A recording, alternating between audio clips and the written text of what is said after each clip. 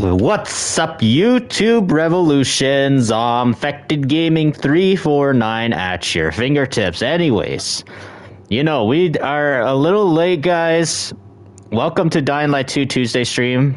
It is actually 12:39 a.m. on Wednesday, and unfortunately, I wasn't able to get to the stream early since I am working on a documentary outside of streaming as well. It may take a while, but anyways, let's get our thumbnail in. This documentary is featuring me and the professional. We are actually going to be talking about the Mercenaries franchise, probably one of the most underrated open world video games of all time. But anyways, let's get this thumbnail on YouTube Studio. All right.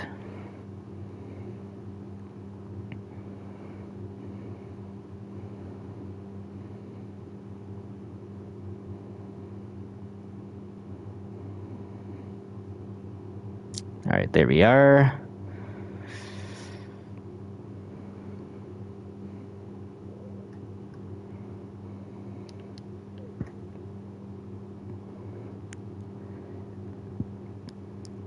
Get this thumbnail in, and then open up chat in a moment.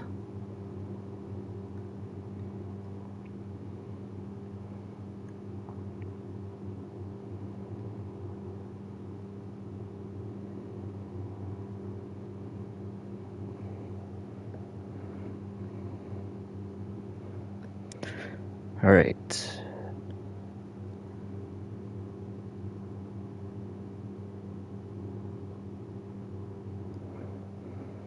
Just get this chat opened up now.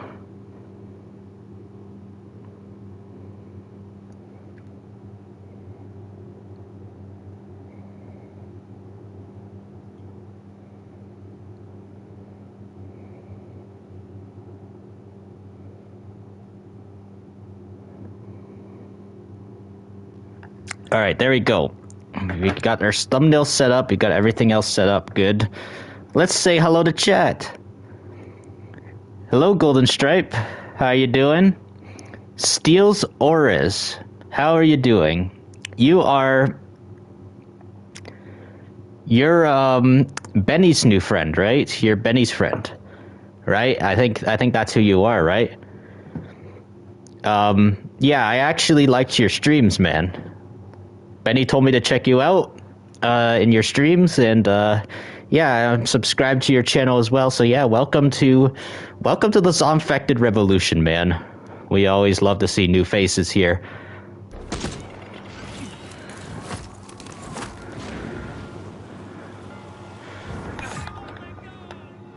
Hey, you're welcome, dude.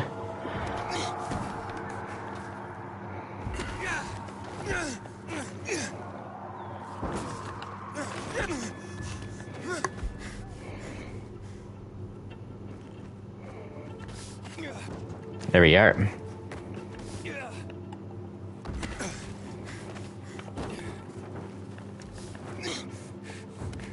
It's good to be here, yep. Indeed it is.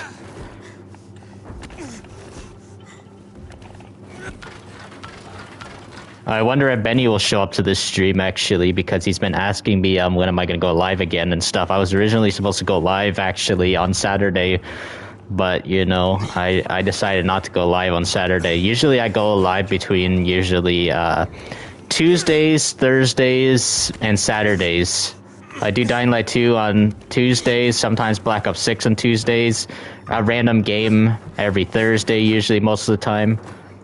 Sometimes I don't make it to, you know, certain streams and stuff, too. I have to do a schedule and compromise sometimes because, you know, life, right? Life gets in the way. You think he will? Yeah, that'd be cool. I think he's actually a pretty loyal viewer of mine, actually, now I've noticed. You know, he's been around for, like, I think at least a month now. And, yeah, I can definitely tell he likes me, he likes my personality, which makes me happy. All that kind of stuff. Hey, Duke the Legend 7, how you doing, man? Yay. Oh yeah, Steel Auras. Really good speed run that you did as well on Last of Us 1, man. Man, you can't wait for Dying Like the Beast. Golden Stripe says, and you seen that I've been busy on the documentary with Pat. How much have we done? We actually finished off all of the talking and stuff that we've done. Next comes to the editing bit. And I'm partly doing some more of the editing as well too. Pat needs to send me a part of the recording for tomorrow. I'm the one that interviewed him on this one. That's what it is. So he has a bit of the recording and he has to send it to me. And I'm sure you guys are gonna love that documentary. I don't know if I'm gonna be able to get it out this week. Probably next week or maybe the week after. I want to make sure it's really good. I'm a really good gamer. Thanks, Steel Auras. Is that how I say your name? Auras or Orez?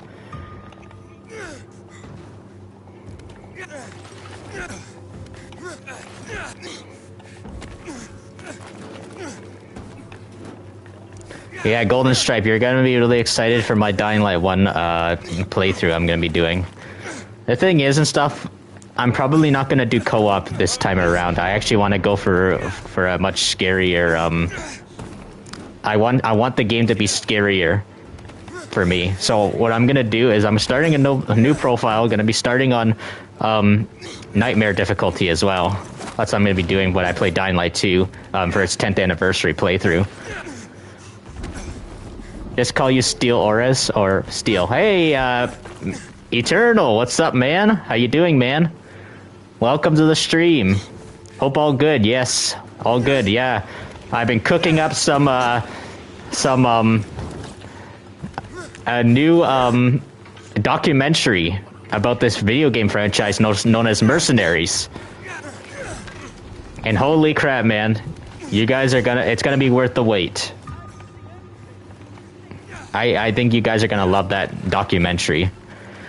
Thanks. Work's been working a lot and awesome, man. Woohoo! Yeah. Hey, Stratos. What's up, man? Bit of a late stream I'm doing, but you know, it's all good, man. I made it for the streams to hang out with all you guys. Crap. And just letting you guys know, the first playthrough stream of the year is starting next week, guys. First playthrough stream. I'm actually gonna try not to do too many different playthroughs all at once because it makes me have to like do too many streams a week, which I don't want to do. Hey, Ghost Killer, how you doing, man? You love Battlefield 2 Modern Combat. Oh yeah, that's that's actually I think it's a PlayStation 2 Battlefield game, is it? Battlefield 2 Modern Combat, yeah, I think I remember that one actually too. I never played that one. I only played the original Battlefield 2 on PC when I was a kid once. Your buddy, your brother. You must be saying me, right? I'm like a bro to you, right? As you're saying.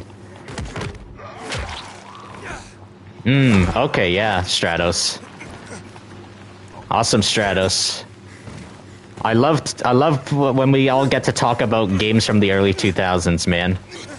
So many awesome games from the early 2000s.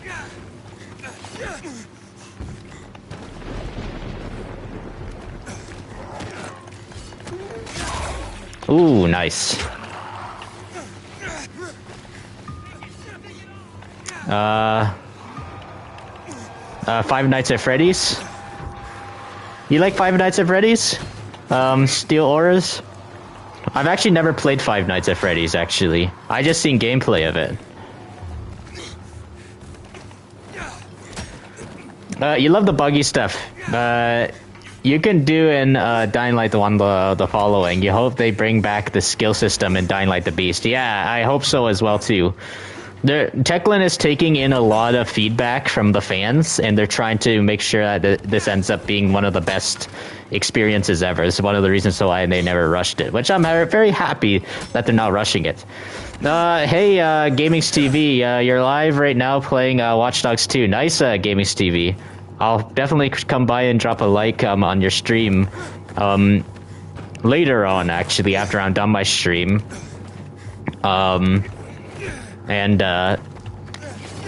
yeah, I'll give you a like, and even if your stream's over, I'll still come by and drop a like.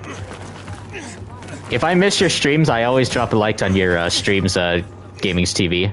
Like and share from Gaming's TV. Thank you so much. Benny Miller, hey man, your buddy Steele is here. Nice.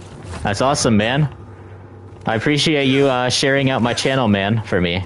That's awesome. And also, not only just because it's not because of the documentary why I'm late to streaming tonight. It's because I designed two new Zombfected merchandise clothing, guys. I made some socks, and I've also made another cap, guys. I'm a big cap guy. I love caps and all that kind of stuff, so I make a lot of caps.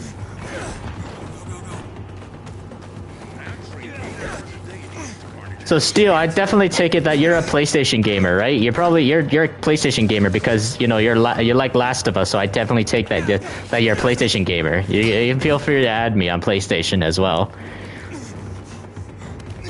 I can show you my PlayStation Network name. Let me see. You see that right there? Agent Zomfect. There's no B between the M and the F. I just made it say ZOM and then FECT 349. Yep.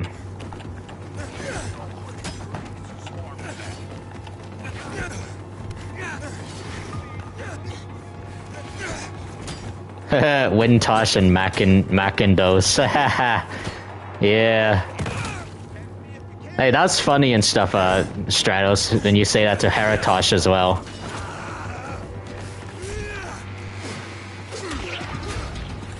Nice. How am I doing? I'm doing good, man.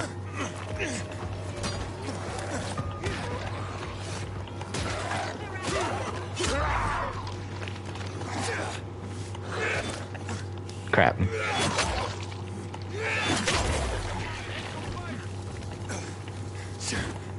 Oops. I see.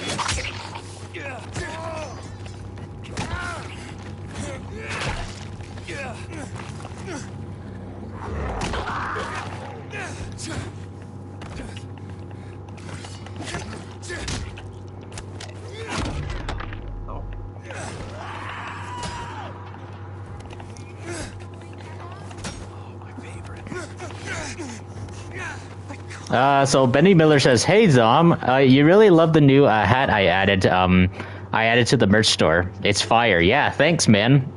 I appreciate, dude."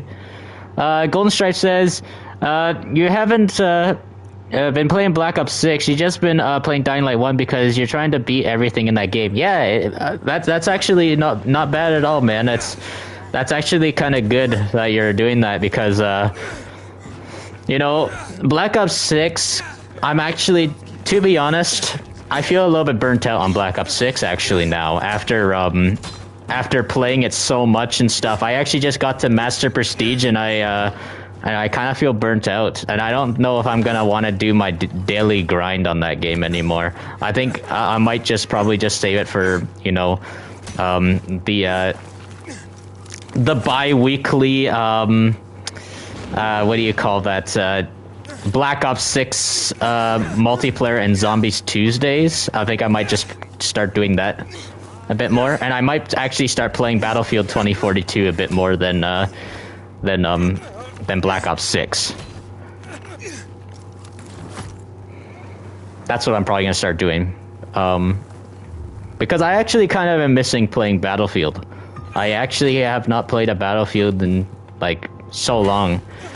And since I have Battlefield 2042 with PlayStation Plus for free, I decided that, you know, I was like, let's play some Battlefield 2042 and stuff.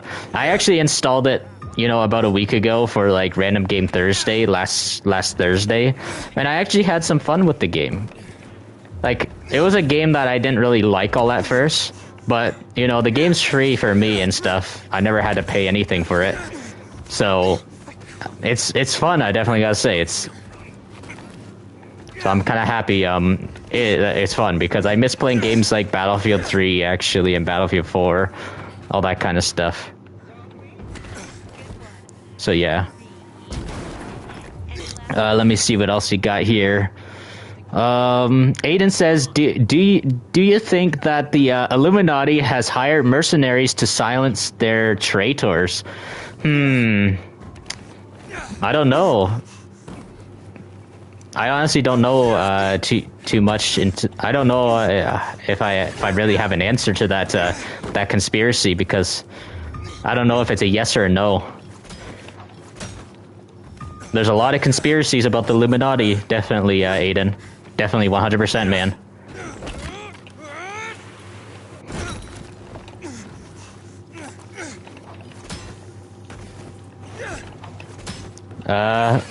Ideals are peaceful. History's violent. But yeah, anyways, welcome to the stream, Nathaniel and Analog. Is that how I say your name? Long time no see, Zombfected, Justin W says. How you doing, Justin W? Zom, have I ever played the games The Evil Within 1 or 2? No, I actually have not, actually. I heard good things about them. Isn't one of the former creators of Resident Evil, did he work on that game? Those games? The Shinji Mikami, whatever, is that his name? Did he make those? What else we got here? And Lara Croft, Tomb Raider, the Illuminati has hired mercenaries. Okay.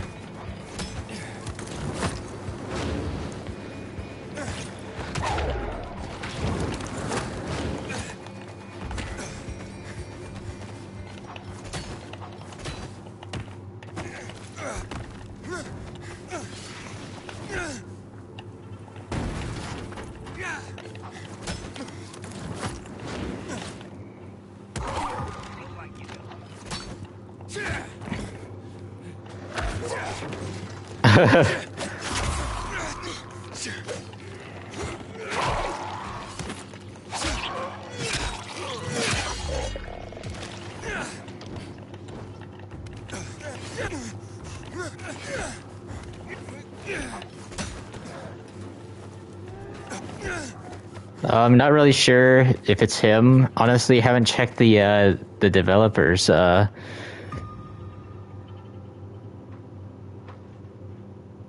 Okay, so Justin W says, you just watched my video on this game where I put the manhunt execution cam on. Oh yeah, I did that like a year ago actually. Yeah, that was actually really cool. Since that manhunt is so brutal, one of the most violent video games in history, definitely as well. One of them, not the most. I've seen more gruesomer than Manhunt.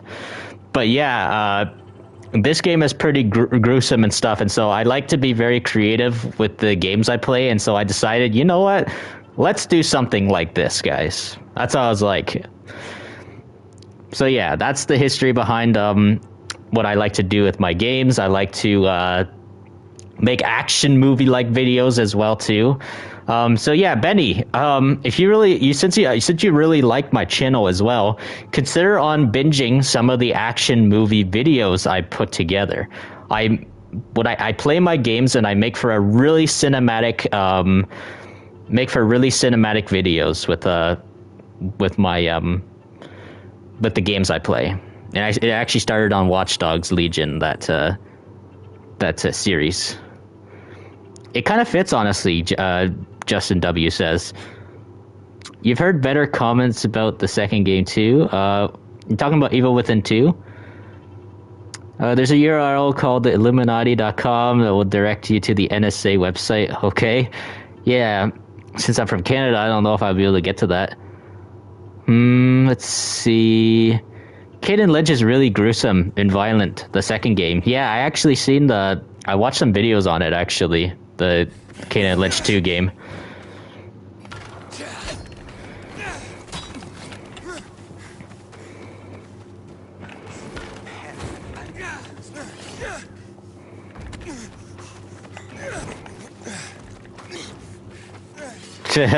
Oh man, that's gonna be really hard to say.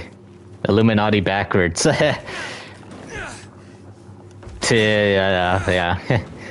Two more challenges and Carnage Hall is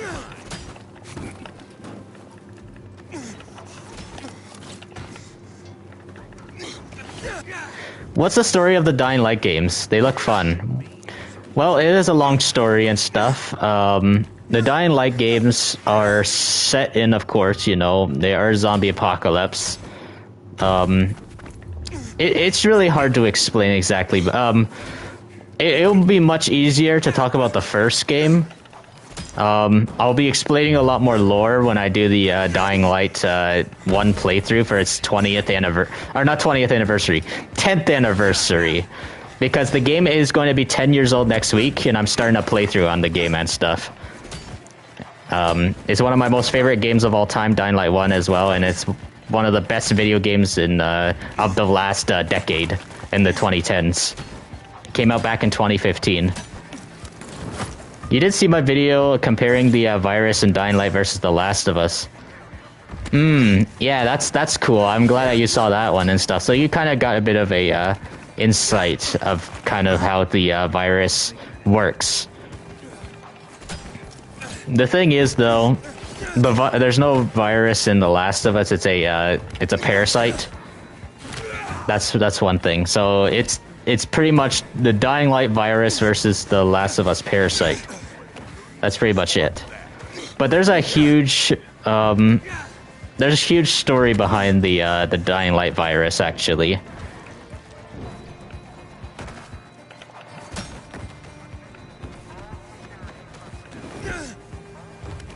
So the way you're coming across Steel's channel is you think you're looking for the Last of Us streams and you went to YouTube and Steel popped up. Ah, interesting. Yeah, the same similar thing is kind of how I found Heratosh, actually. There was a time that Heratosh was streaming Dying Light 1, and then I was just looking for Dying Light streamers back in like early December of last year. And that's how I found Heratosh. And the crazy part is, that was his first time playing the Dying Light franchise. So thanks to Heratosh playing, you know, Dying Light and stuff, and that's how I found Heratosh. It was pretty funny. You do want to try Days Gone as well, Justin W says. Yeah, that would be a cool game for you to play as well. Days Gone's underrated. Very underrated game.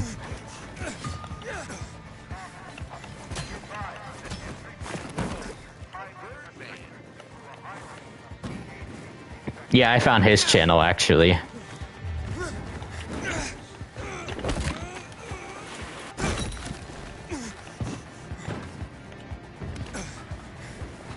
Yep, I found him instead, yep.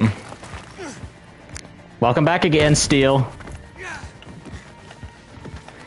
You're sure Dying Light is much better written than the Last of Us 2 story?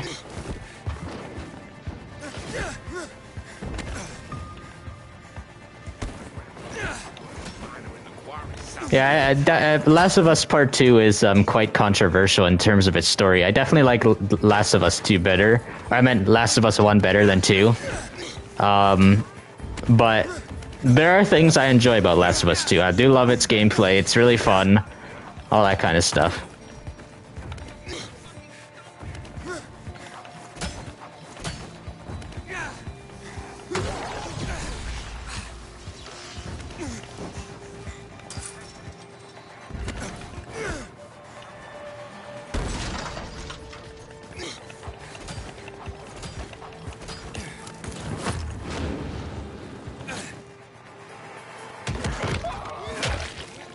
You do agree. You do like Ellie's girlfriend and Jesse, but Abby was very poorly written.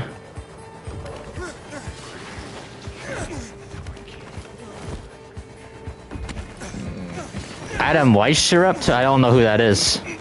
That's a really hard last name to pronounce.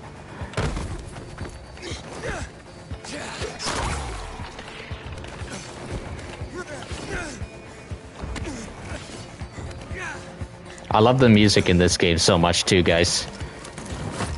Hey Zom, the video you sent me earlier today of Dying Light 1 when Crane jumps off a pretty tall building and drink water and and then proceeds to die. Yeah. A lot of really funny memes in the Dying Light community as well.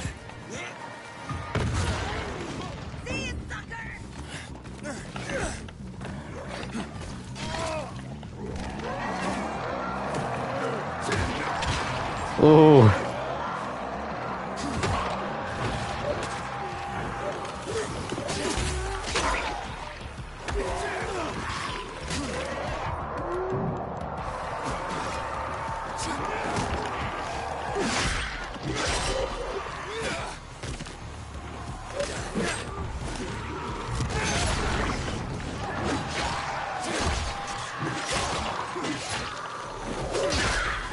There we are. Oh, goodness. Alright, I'm gonna catch chat in a second, guys. Let's see. Let me catch chat. Crap. Sometimes, I just gotta pause my game just to read chat. Here we go. Let's see. Adam Weishaupt is the man who created the Illuminati, and it got destroyed by Duke of Bavaria. Okay.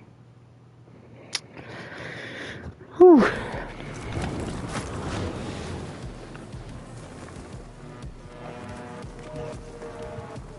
So Golden Stripe says, Dying Light the following reminds you of The Walking Dead, because you have to scavenge for fuel for your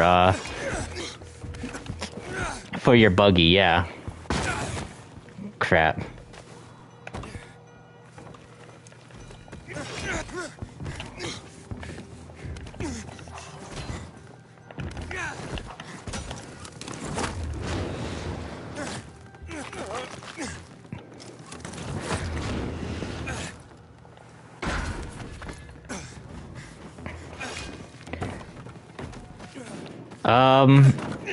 I actually have not played Manhunt really all that much, to be honest. I actually only found out about the game in my adulthood, actually, like really playing it. I've seen it before on YouTube as a kid and all that kind of stuff, but I never got to play the game.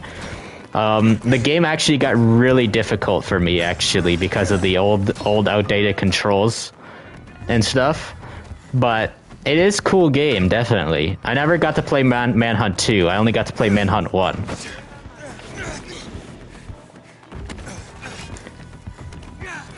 Okay, it's a good game, but some of the mechanics are a bit annoying. Yes, definitely. I actually got really frustrated with some of the mechanics in the game.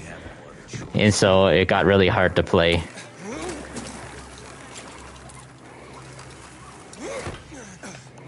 Maybe one day I might consider playing it for a random game Thursday, maybe one day, Manhunt 1. I'll probably do something like that. But just imagine a Manhunt game and stuff like with modern day controls, actually, like a new Manhunt game. That would actually be kind of cool. It would definitely give Hitman a run for its money, definitely, for sure. So Golden Stripe says, favorite Manhunt mission in Manhunt is, let me see, you have to save your family? Interesting. Hello, Rasimusu. Thanks for liking the stream. The one mission is insane in the asylum is really annoying. Justin W says.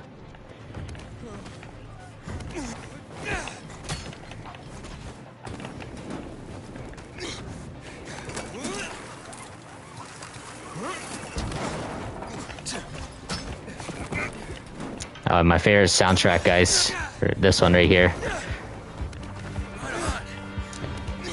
Going through the park and you're taking out those hunters.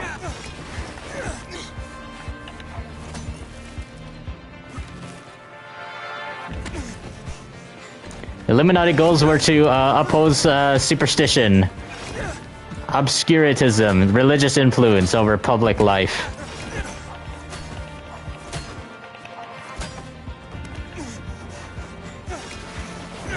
One part that made you smile for the GTA Easter eggs is the Tarpush Cafe Carcer City logo. Okay.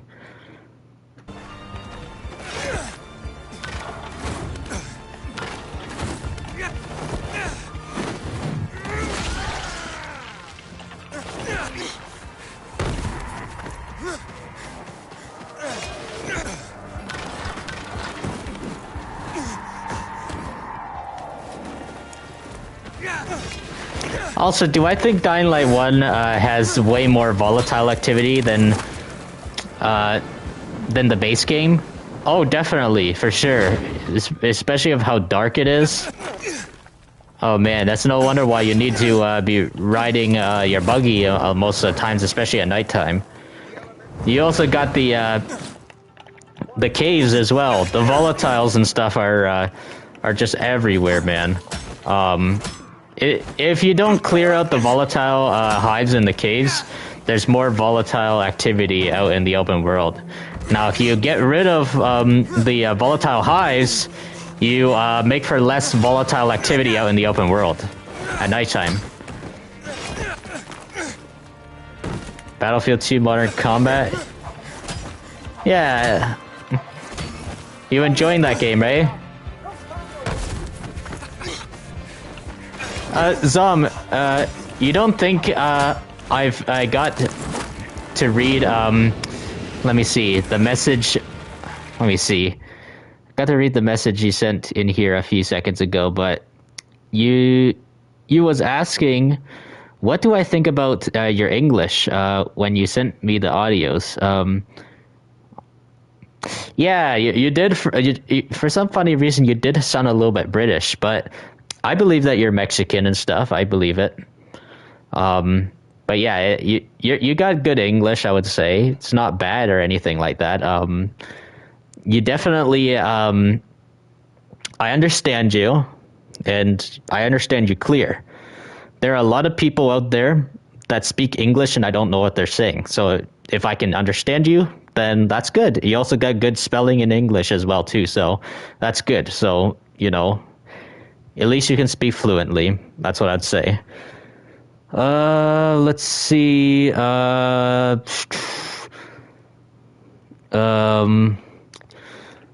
we got a lot of comments coming in. Is this the same company that makes Call of Juarez? Yes, Justin W. Yes, it is. Michaela Gomez, where's the volatile hives? You can't find any. Are you talking about in Dying Light 2 or Dying Light 1?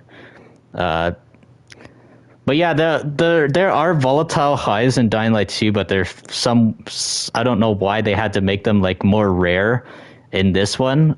Like, what I really hope to see in Dying Light the Beast is really dark and very spooky, like, what do you call that? Volatile hives again. I want to see the volatile hives again. They're really cool. It's one of the things.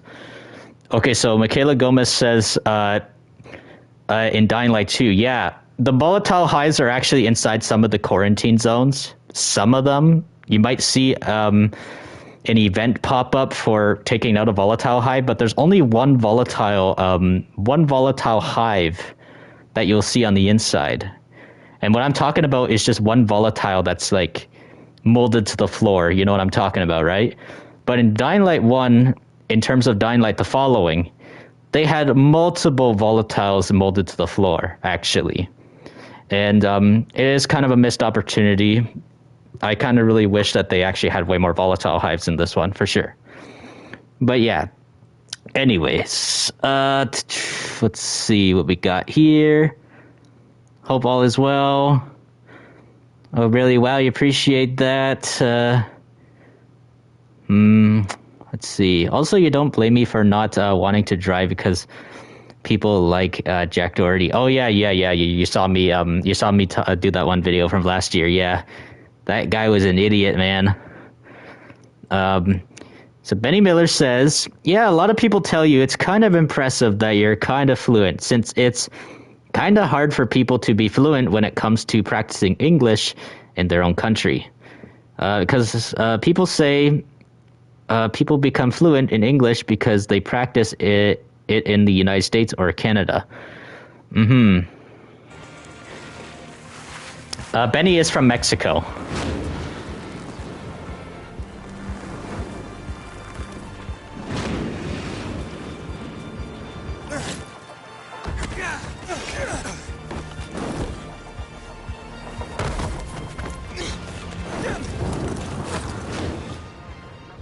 Yeah, it's really creepy when the volatiles are stuck to the ground, Golden Stripe says.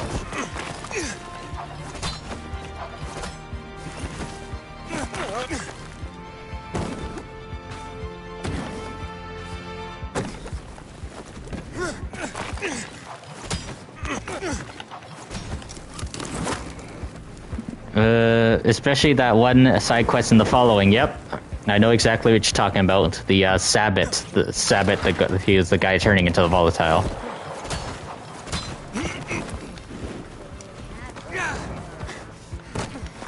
I hope you're from a safe part of Mexico, Benny, because I know there are places in Mexico that are, especially northern Mexico, they're kind of dangerous. So, Justin W says he is from San Antonio. Nice. Of course, I'm from Southern Ontario, Canada.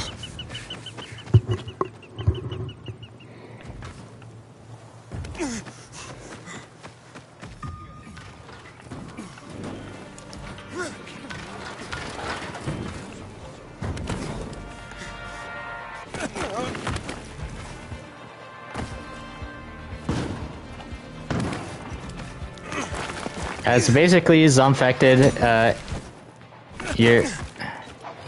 You're from the American version of Alberta? Really? Interesting.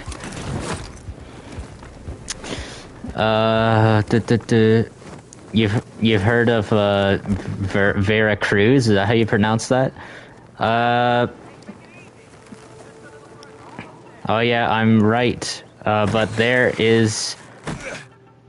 Here in your city, it's fine, thank God. You're glad you weren't born in the other crazy cities. Yeah, Tijuana is a place that you don't want to live in, I heard. Tijuana. Dangerous, I heard. You hear people in Canada call, Alberta Canada's Texas? Yeah, it is. It kind of is in its own way, yes. Ontario is like the New York. The New York, of course, of Canada. Ontario is actually the most Americanized province, actually, in Canada, actually. So in Dying Light the Beast, Crane is turning into volatile, or is he still infected? Well, he's just infected and stuff, and he's been highly experimented on and stuff. It has a variant of the Haran virus in him, but I think he was reverted back to his human self, but he can still, like, turn into this, like, crazy, like, beast-like creature. And Dying Light the Beast, I think, is a trick, actually, guys. Dying Light the Beast is trying to make you think that they're talking about Kyle Crane as the Beast, but there's more than just one Beast. There's another character in the game that's also Crazy Beast as well, I believe. We do know that the main villain in the game is going to be called the Baron, though. The Baron Crowlock. So that's going to be interesting. I really wonder what they have cooking up for Dying Light 2's third anniversary, which is coming up in just about a couple weeks from now, guys. A couple weeks, Dying Light 2 is turning 3. It's very exciting. Crazy, guys. Time flies, honestly. I remember when this game just first came out back in 2022. Here we are. The game is going to be 3. It's crazy, guys. What we got here? So Benny says, Zomb,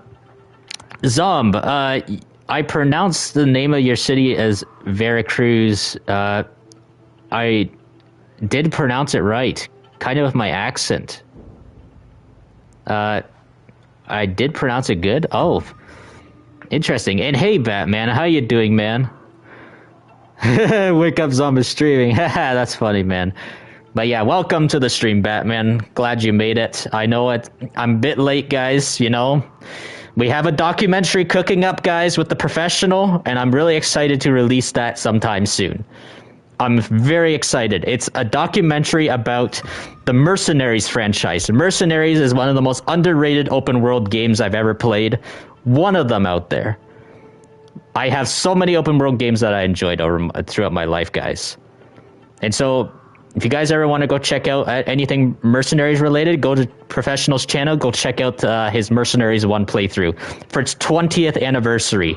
That's exactly what I'm going to be doing. I'm doing the Mercenaries 20th anniversary. Mercenaries franchise 20th anniversary. What do you call that? Documentary, guys. So yeah. And welcome, Minnie. Let's see. We got a lot of comments coming in, guys. Wow. Dying Light 2 is going to be 3. Yes, it's going to be 3. So Duke the Legend says, you probably don't know. I probably don't know the answer, but why won't Canada join America? Well, I don't want to get into that. Probably not, man. But I think Canada's much better off as its own country and stuff. And I do like it that Canada remains its own country. Like, there's things that are unique about Canada, and there's things that are unique about America. We don't need Canada to join the U.S. and stuff. So, yeah, that's what I would say. Let's see. Justin W. says, the chain, y'all have Tim Hortons. Actually, did come down here to Texas, funny enough. Ah, yeah, that's cool, Justin W. That's actually pretty cool, because I know there's a lot of Americans that actually said they've never heard of Tim Hortons. They're like, what's Tim Hortons?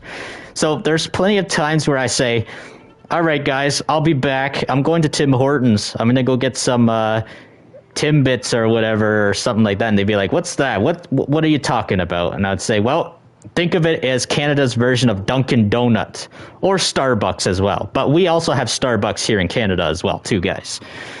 Let's see, we got here. Golden Stripe says he hopes you'll see some Dying Light 1 characters return in the Beast. Yes, I hope so as well. It's Payday fan base chance, let them cook. Minnie says, wow, there's a lot of the comments coming in. This channel is growing like crazy, guys. We're getting so many comments, guys, coming in. Is a Pokemon Afianchnado? I don't even pronounce that. No, it doesn't with Cruz at the end. Okay.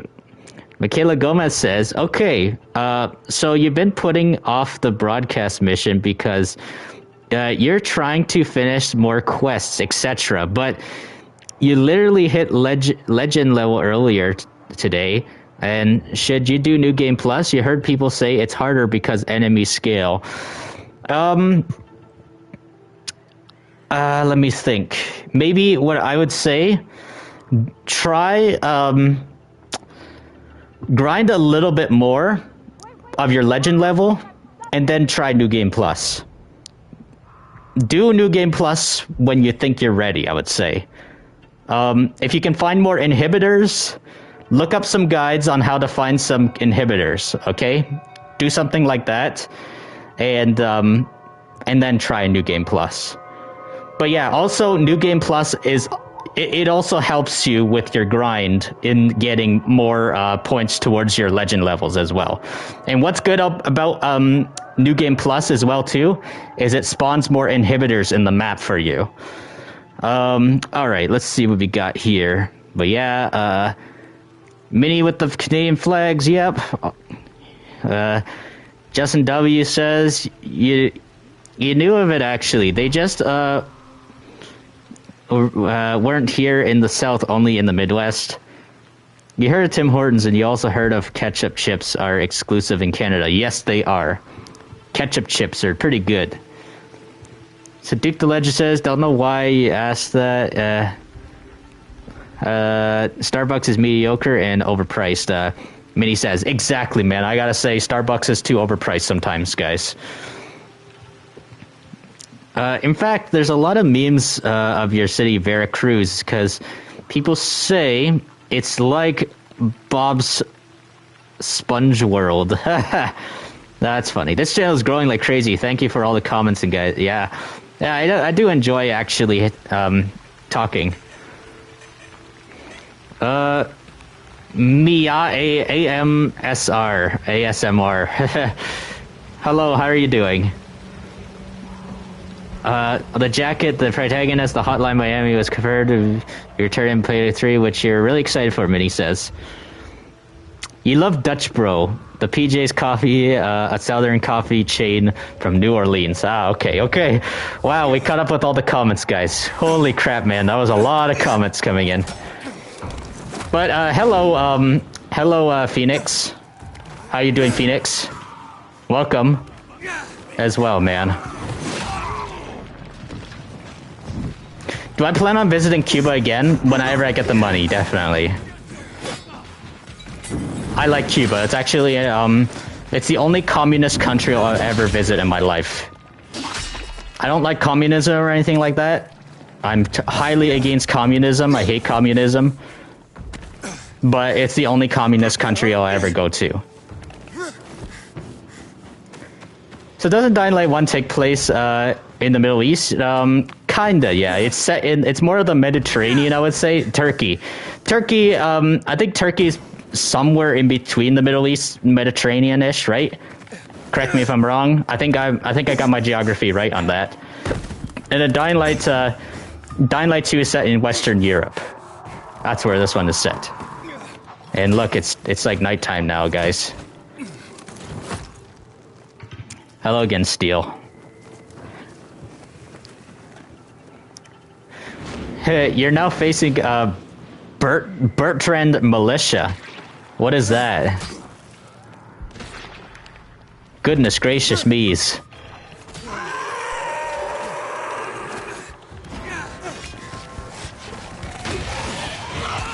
Oh crap.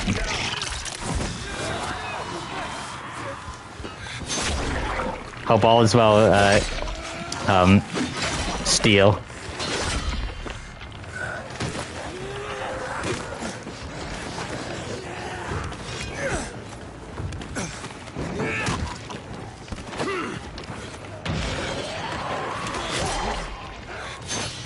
I have a feeling, guys, the game is going to glitch out its audio again for going on a rampage at nighttime. Now, if you guys are also really enjoying this stream, please consider dropping a like on the stream as well, too, guys.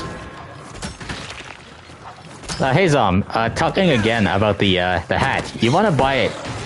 Do you need to have a card? Because you don't have a card. I believe you do. That's my guess, yeah. I believe so. I don't know. I don't know. Is there any other way to like purchase things online other than just a card? I don't know if there is. Maybe a gift card. I don't know. Old EA games is the best. Yes, old EA games is better. Modern EA is sucks, guys.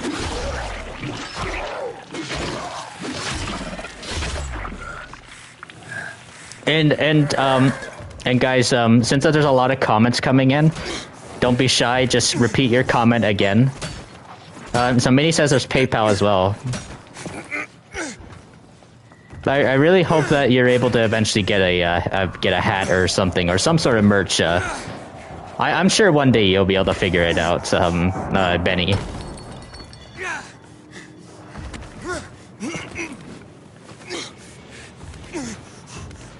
But yeah, once when I found out that my the third-party company I'm partnered with that actually provides my merch and all that stuff, when I found out that they made this like military trucker hat, I was like, oh dang, guys, I need to actually make a new cap, guys. And so I decided to call it Zombfected Gaming 349 Revolution Security. That's what I called it. So that's what I wanted to make it look like. It's like a military security group and stuff. That's what's really awesome about the Zombfected, my Zombfected style and all that stuff. But anyways, let's check out some comments, guys. Sorry if I missed some. So Justin W says, "What's Cuba like?" It's next to impossible to visit if you're American. Yeah, I've actually heard about that and stuff. They actually welcome Canadians in Cuba, but I know they don't welcome much Americans, really. Didn't they make it that Americans could actually go on vacation, though, in Cuba? Did they? Correct me if I'm wrong, though. Let's see. By the way, okay, yeah, I read that one. So Phoenix says Infamous 2 is set in New Orleans, which is named New Marias, and there's a militia created by Bertland, and they own the city almost like Rise's men. Interesting. So Benny says he remembers he bought something online from this Facebook page and told them you don't have a card, and they gave you a link that showed you a code bar so that you could show it and they scan it. Yeah. Interesting. The thing is, I don't know. I know that you definitely got to be very careful with certain things, though. If it was safe, then that's good. But I really hope... I really hope that you never get scammed online, because scams suck, man.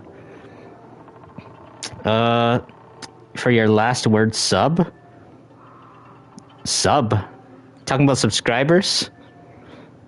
Steels says, basically Infamous 2, the apocalypse has started, and the US is deploying all of its forces to stop this threat. The American government doesn't let you guys go. Justin W. says, there's just one site for custom parts. For older Nintendo systems, you wanted to get a replacement shell for your Game Boy Color, and it took you... Let me see. It took you an entire hour to find out that they don't accept PayPal. Dang, man. Wow, I need to get in closer, actually. This stand sometimes, guys. It makes me have to bend over my neck a lot. I'm definitely going to have to get another stand again at some point and stuff to make it easier, because one of the other stands I had kind of broke, guys. And now that the channel has been really growing, holy, it's going to be difficult. So bear with me, guys, while trying to read your guys' comments. So it's all good. So Michaela Gomez says, any recommendations on what to buy from the armory on Pilgrim Outpost? You don't know what is worth spending your Pilgrim tokens on. Oh man, I actually it's been a while since I went on the Pilgrim Outpost, but oh man, I definitely gotta take a look at the Pilgrim Outpost again. I actually don't really remember what was good. I think it's like last time I went on Pilgrim Outpost was last year. Now, if you see anything that's high rarity and stuff, I guess on Pilgrim Outpost, I guess go for that. Benny Miller says, it's just you came across this 21 Pilots merch page because you love that band and bought some items from that page and gave you a code bar, but you do know you got to be careful with other people. Yeah, definitely, Benny. 100%, man.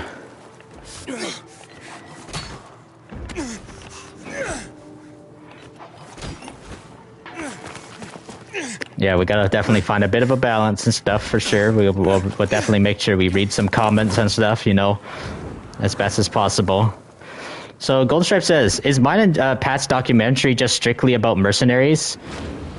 It is, but we also do mention some other games as well too, kind of related to the topic, and related to games and stuff that are made by Pandemic Studios, which is the developers.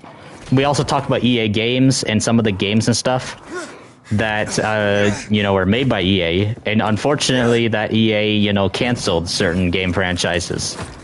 So and since that Mercenaries is an open world game and stuff, very similar to Grand Theft Auto at times, we bring up Grand Theft Auto quite a bit in that as well.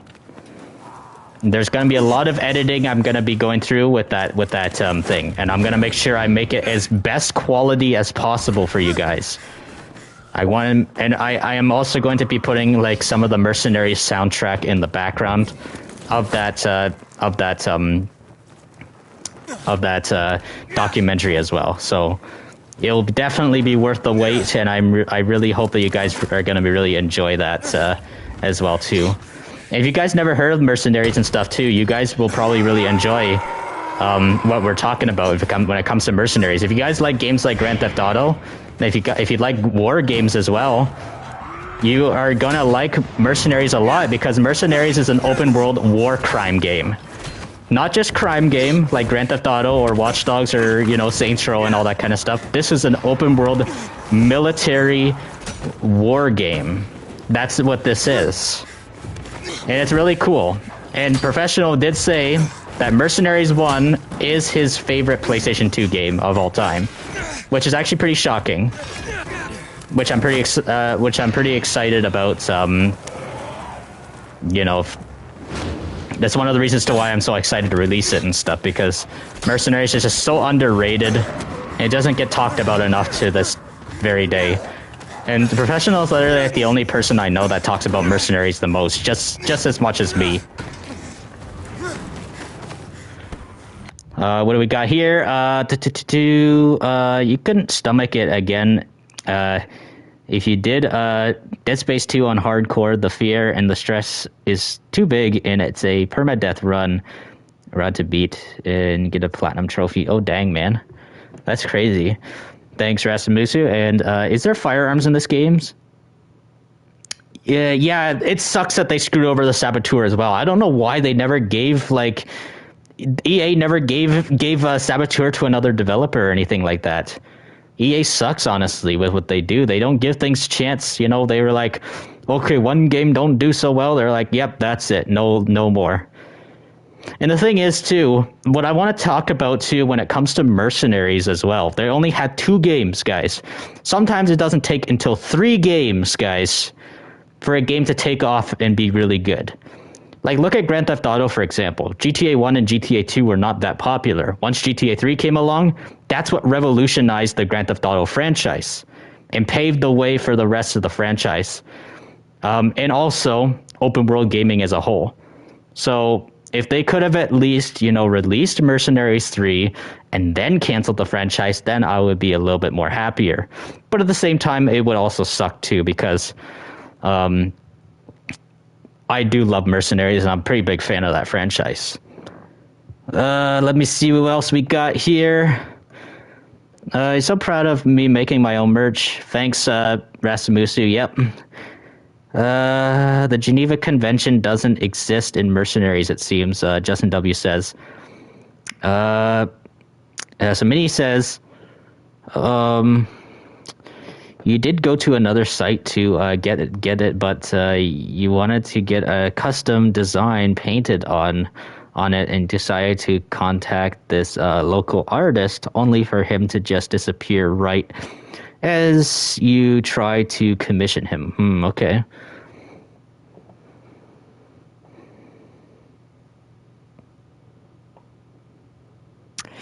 Okay. Dang. Yeah, dang, man. Dang, that actually sucks. Sorry to hear that, Minnie.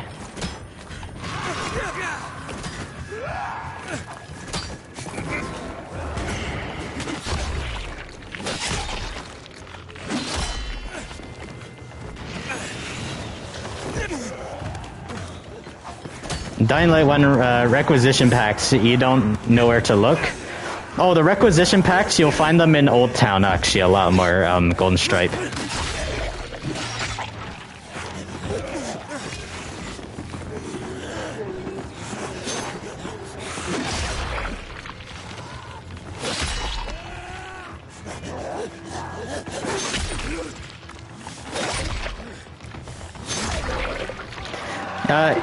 You're really excited to see me play Doom 2016 someday. It does keep its horror elements. Well, I might just play that game this year. I might actually play that game this year. I'm actually looking forward to playing a lot of games I never touched before. This is going to be the year for Zombfected Gaming 349 to, you know, have some really good stuff coming up. So yeah, stay tuned to the channel, guys. We're gonna be doing a lot of really fun stuff this year, guys.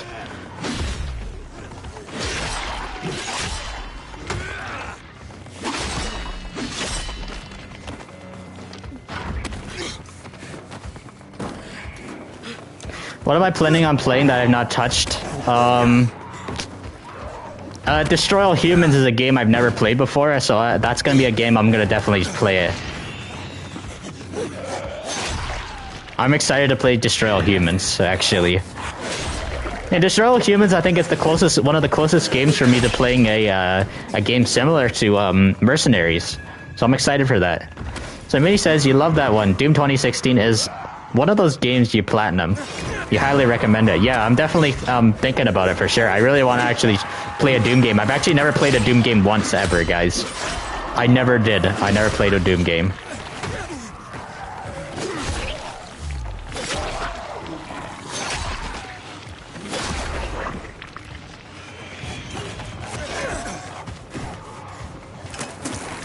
So let's see. So your favorite side quest in Dying Light 1 and the quest is with the twin brothers. Yeah, Tolga and Fatin. Yeah, they're funny. Tolga and Fatin are hilarious.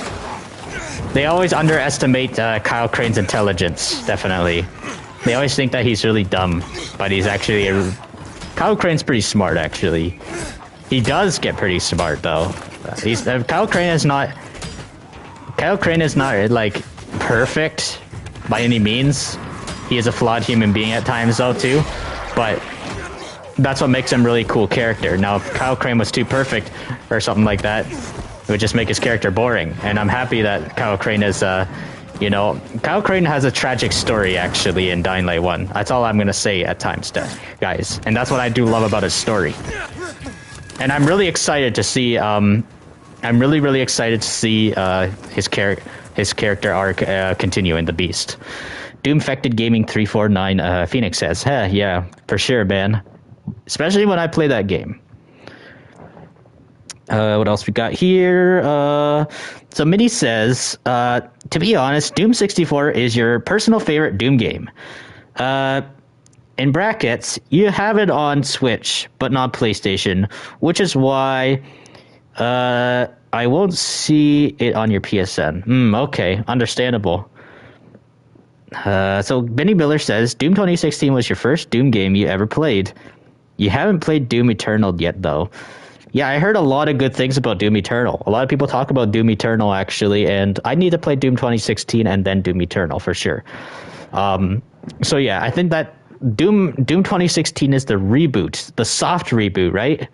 Because I know Doom is a really old franchise from the 90s, I believe, right? Correct me if I'm wrong. I think it is from the 90s, right? Early 90s. And Justin W says he's replayed RDR2 and shot the incest couple. Oh yeah, speaking of that, Justin W, I know you probably missed my 6th anniversary playthrough of last year with RDR2, man. It was fun, man. I enjoyed it. It was a really fun series. We also did San Andreas for its 20th anniversary.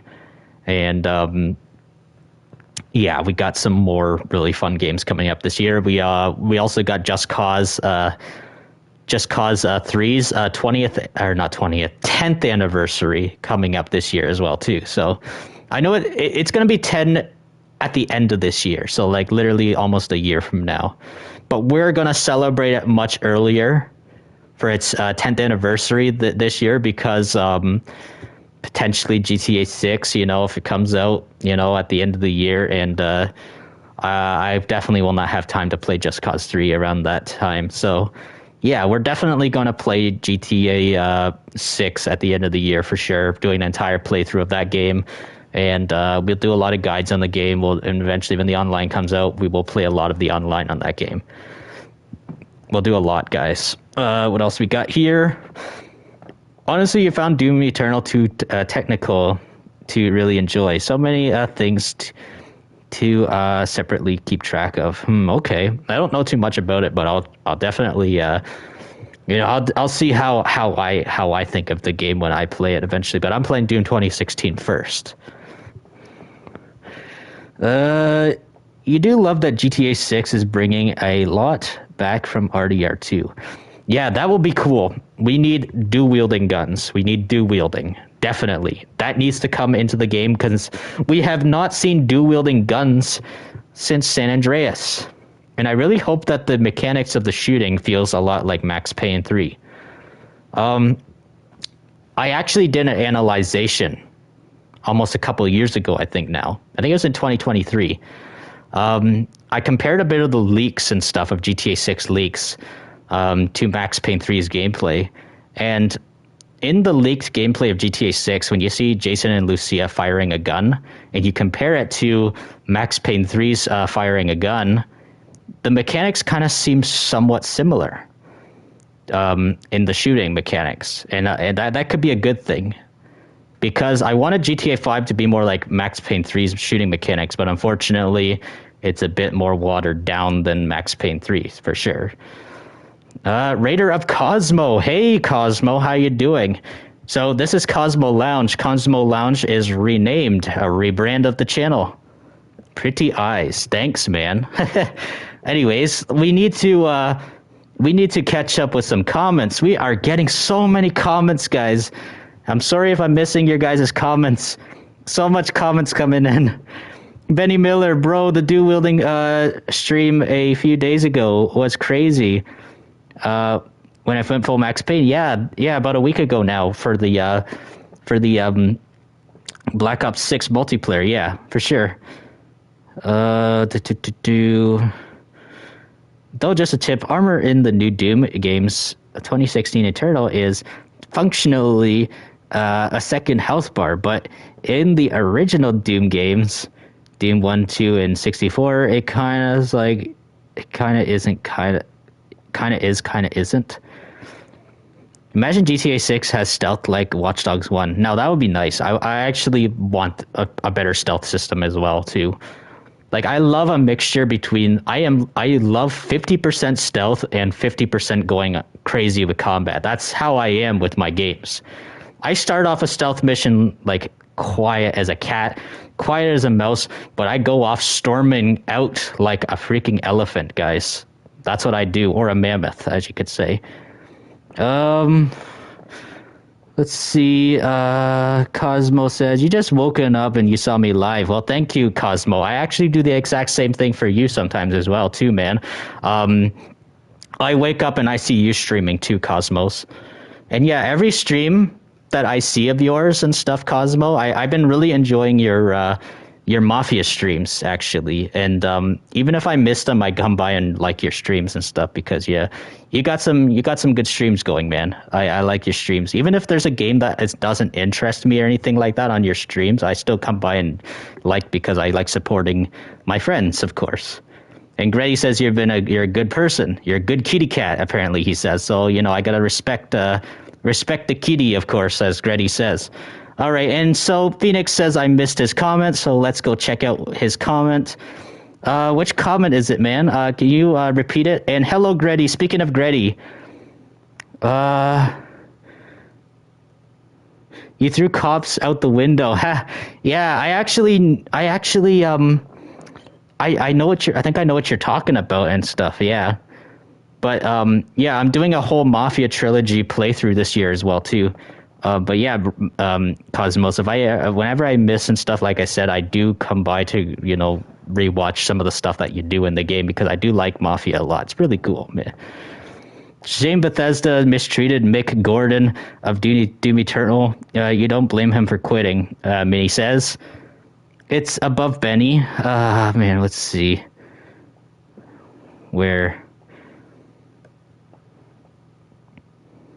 Doom 2016 was in development hell, just like Duke Nukem Forever.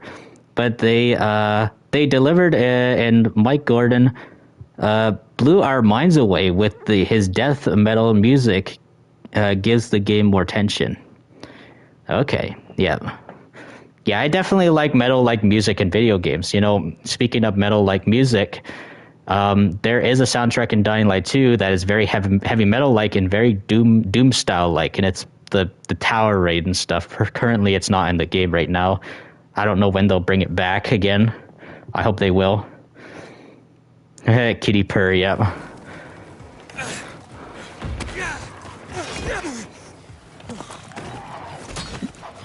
Yeah, sorry for not a lack of gameplay. I just want to catch up with comments and stuff. I like to make sure I catch up with people's comments and stuff too. I just don't want to make people think I'm ignoring them or anything like that. I do my best to read your guys' comments as much as possible.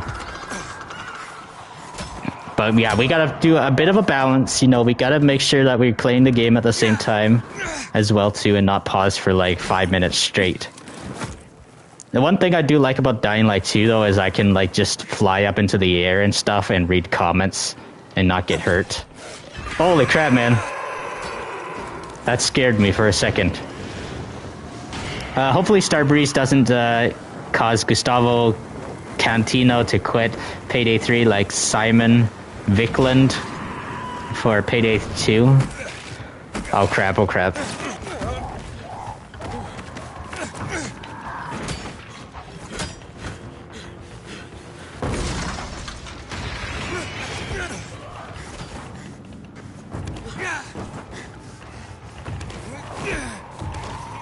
So Freddy says he hopes that Cosmo plays Watch Dogs one day. Yeah, I highly recommend Cosmos. If you enjoyed Mafia, you'll enjoy Watch Dogs, man. Really good franchise. I got very well known for the Watch Dogs franchise, and fun fact, guys, this mask is inspired by Watch Dogs' main protagonist. Watch Dogs 1's main protagonist, Aiden Pierce. That's who I'm inspired by.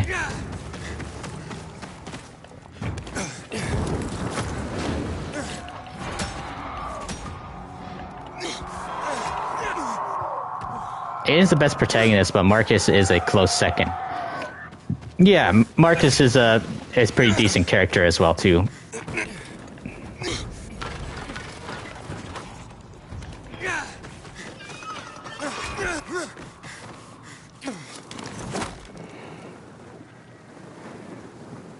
Doom 3 came out on PlayStation 3, but was pure horror before Doom 2016 came out, Phoenix says. Interesting. Horatio's death and Clara's death, you'll never forget. Yeah, me too. I definitely won't forget those.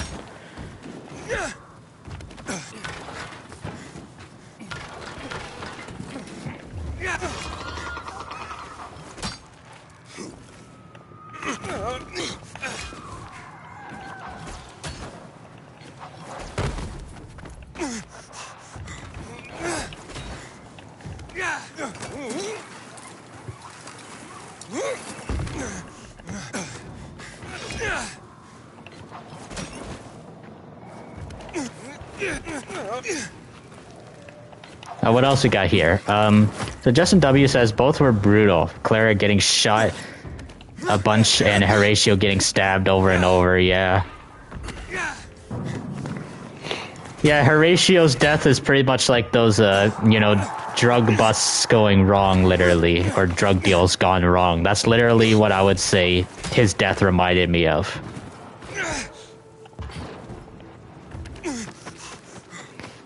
So Minnie says, well, you don't even know who I could even consider the protagonist of Watch Dogs Legion because how that game is. Marcus being second is kind of also basically last place. Well, actually, yeah, there's no protagonist, of course, in Legion. Legion is a play as anyone game, but the expansion though, Watch Dogs Legion, Bloodline. Aiden Pierce is the protagonist, and also second protagonist is Wrench as well.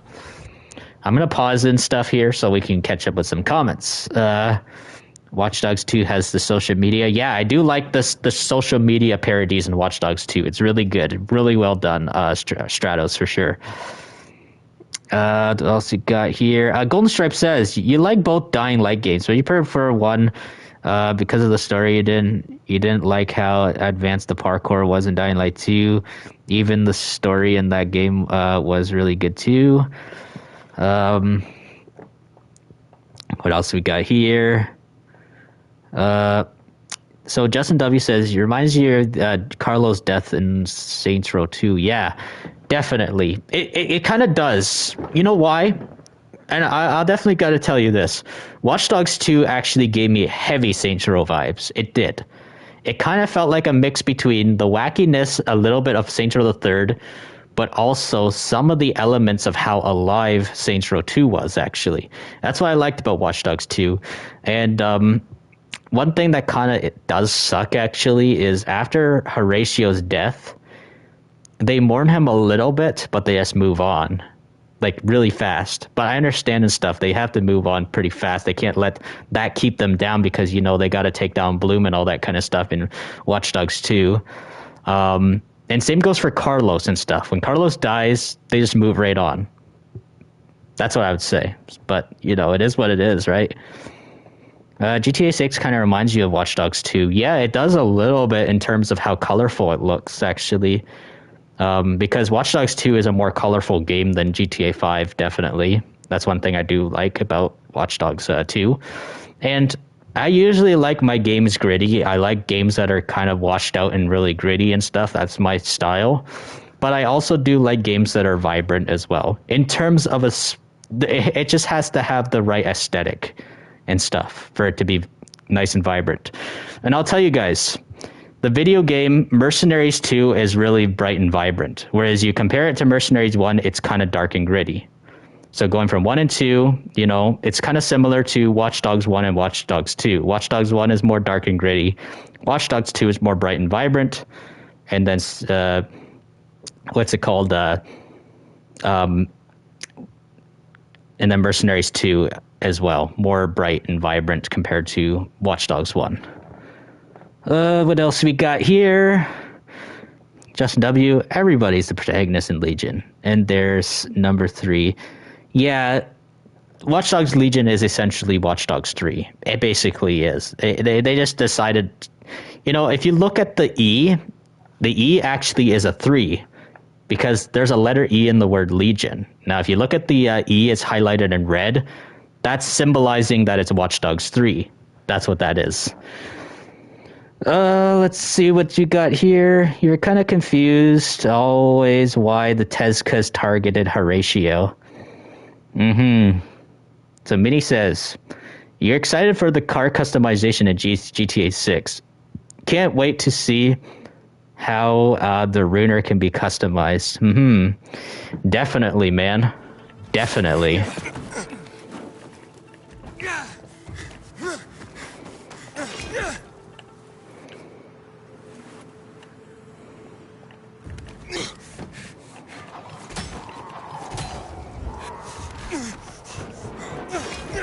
Your character in Watch Dogs 2 is Wrench. You think his mask is really cool, especially, alright. Especially in that one mission when he gets captured, you gotta hack his mask. Yeah, that's a good one, Golden Stripe. Justin W. says, did they ever explain why Horatio got targeted? I gotta take a look again. I actually forgot. It's been a long time since I played Watch Dogs 2's, but I don't know, actually. But I do know, I think, wasn't there a part in the story where DedSec was actually, like, kind of trying to be a bit of, like, vigilantes or something and trying to expose the criminals in the city as well, too? And put maybe more of the blame on the criminals, and because, like, I believe this is how Watch Dogs lore kind of works a little bit. Some of these criminals are getting, like, you know, getting away with stuff. And the CTOS system is actually more focused on actually targeting DedSec, actually. Like, DedSec is a criminal organization as well, but they're criminals for the greater good, guys. They're basically vigilantes trying to expose corruption and all that crap, you know? And the CTOS and Bloom just they care more about stopping DedSec than any other criminal organization that's evil. So that's my guess and stuff. I believe that's probably it as well. I'll definitely have to take a look. So Justin W. says, nice hat and nice mask. Yes, it is also for sale as well too, Justin W. On the Zombfected store. This is inspired by Aiden Pierce. and same goes for my hat too. Instead of it being the Fox logo on the mask and the Fox logo on the hat, I have my Zombfected Gaming 349 logo on the hat, and a Zombfected Gaming 349 logo on the mask as well. And also, I do have the Zombfected flag as well too, right here. I have a flag as well. I hold it up at the end of my streams every time when I do my outro. Raider of Cosmos, he got cool mask and hat indeed. Thank you so much, Cosmos. I thank you so much, man. At least we still see pretty dark eyes. Yeah, look. Yeah, definitely. Well, thanks, man. Thanks. I do sometimes actually take it off, though. You know, I have to take a bit of a drink, so, you know, I will. I've just been speaking so much, I need to take a drink. You just reminded me and stuff. Definitely, you know, take off the mask sometimes, put it back on after. Let's see. Minnie says, also, when it comes to the futuristic vehicles in GTA Online, do I think the Ruiner 2000 is too far or no? Personally, you think it's just before the line, but Pat thinks it's too far. To be honest, I don't really know too much about the Ruiner 2000, to be honest, actually. I don't even know what it looks like, to be honest. I just don't play enough GTA Online to really memorize some of the vehicles. Like, obviously, I know what the Oppressor Mark II is. I definitely got to say that is too futuristic. But when I'm playing GTA Online, I do use it a lot. Not to blow up other people. I don't do that. I don't do that crap. I only use it to get from point A to point B fast. And I'm like, you know what? Screw it. It's in the game. I don't play GTA Online that much. And if I want to get from point A to point B to make my money fast, I will use the Oppressor from time to time. So it makes sense, right? That's what I'd say. Cosmo says, am I getting the new Mafia when it comes out? Somewhere this year? Yes, I am. It is coming out in the summer, and I'm super excited to play it. I did do a reaction on the channel for the trailer as well. And it's really good, man. Really good. I think it could be really just as good as RDR2's story, potentially. It looks really unique. It's the first Mafia game to actually be set finally outside of America for the first time entirely. So Sicily, Italy, that's going to be really cool. 100%, man.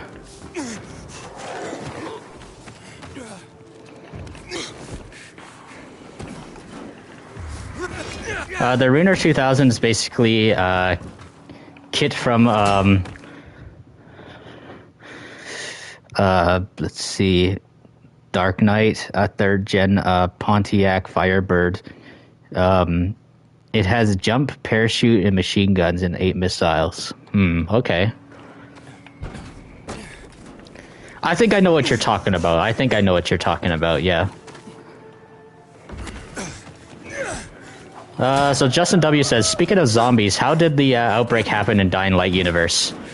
Man, this is gonna be a long story. Actually, it's gonna be a long story. I'm gonna tell you. Actually, I'm gonna try and see if I can explain it. Long story short, because well, that's definitely part of my lore videos. Actually, I talk about it in my lore videos before. So the Dying Light virus actually started in Haran during an Olympics, the fictional Olympics. They don't call it the Olympics in the Dying Light universe. It's called the Global Athletic Games. And so what happened was one of the athletes, he wanted to win. The GRE, there's this organization in the game that's really corrupt, and they act like the World Health Organization. They basically are pretending that they want to cure it, but they actually are the ones that created it, and they want to weaponize it and experiment on people. And so during this Olympics, the GRE experimented on this athlete. One of the athletes took the they took the what do you call that? The experiment. That's all I'd say. They took the experiment, they got infected and stuff. It was supposed to make them run really, really fast without getting tired. And so eventually, when they took it, they ended up turning, and what happened was they turned into a viral. A viral is essentially the first stage of infection.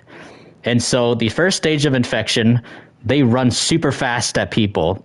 Think of 28 Days Later. It's kind of like that. And so they just started killing everybody at the Haran Global Athletic Games. And so a lot of people died. A lot of people got sick. They ended up turning. And that was basically ground zero at the Haran Olympics. And that's where Dying Light 1 takes place. I think it's about half a year.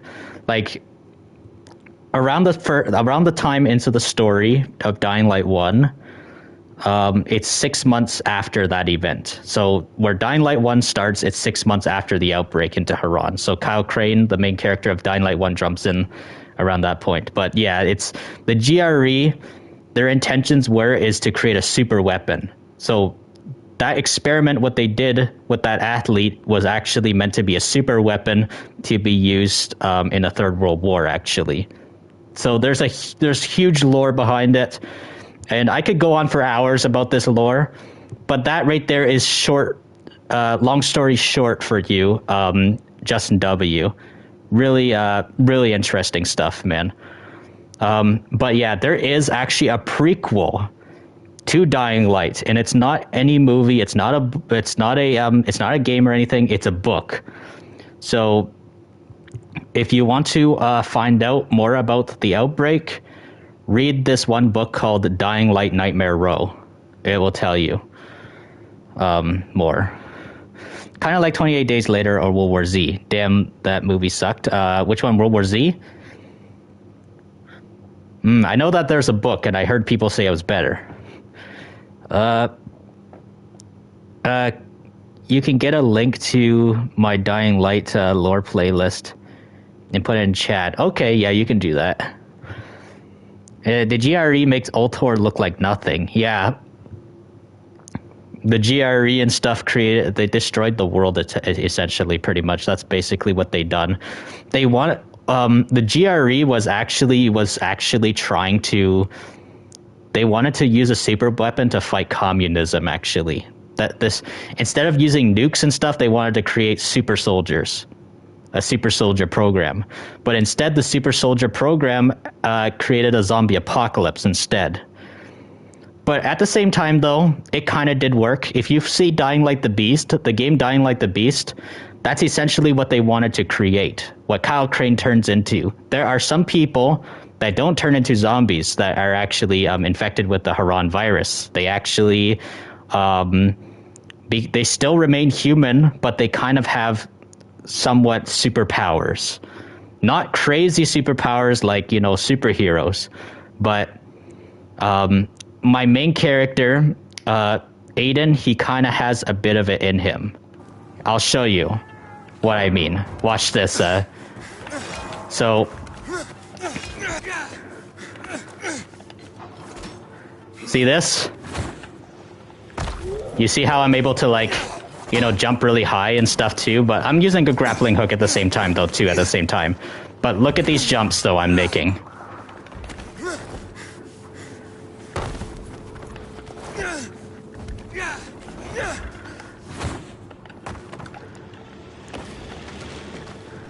That's what I'm meaning. I'm gonna get to chat in a moment, guys. I'm just demonstrating something really quickly.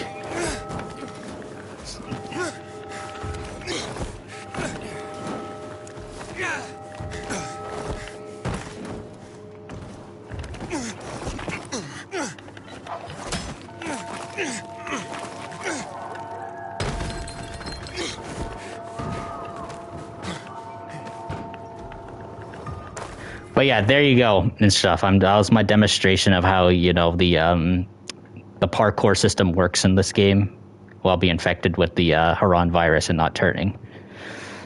Let me see what we got here. You heard that the book and the game are both a lot better, and Minnie says, yeah. I heard that a lot too. So Ghost Killer says, you hope Dying Light the Beast audio book drama. That'd be interesting, man. Your goal is to get to max level in Dying Light 1 before the Beast comes out. Now, that's a good idea, man. That's a very good idea. Definitely. And I respect you for not cheating.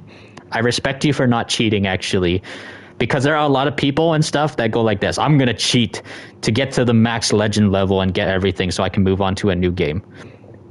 I definitely like that from you, Golden Stripe. It's good that you're not cheating to get to max level, because you're doing the exact same thing as what I did. It took me like 3 or 4 years, I think. Oh, no. I think it was like 3 years, or I forget exactly. 3 or almost 4 years for me to get to max legend level in Dying Light 1. That's what I do remember back when the legend level system came out in Dying Light 1. What do we got here? I'm trying to see what else we got. The parkour looks really fun and it makes it stand out. Yes, definitely. The parkour is a staple in the Dying Light franchise. If there was no parkour in here, it's not Dying Light. Though if there's one good thing that directly, in brackets, and more immediately came to that movie, it is that probably your favorite South Park episode, World War Zimmerman.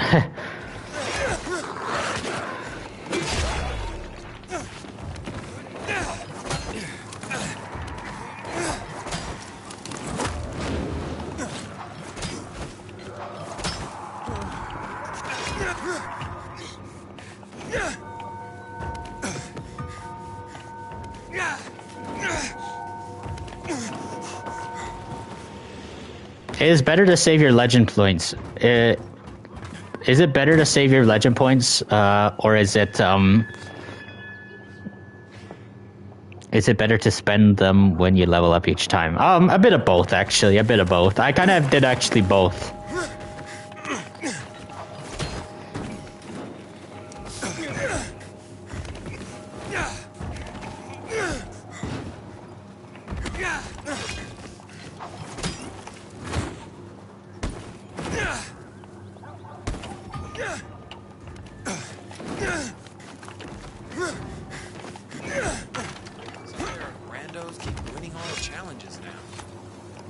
Oops.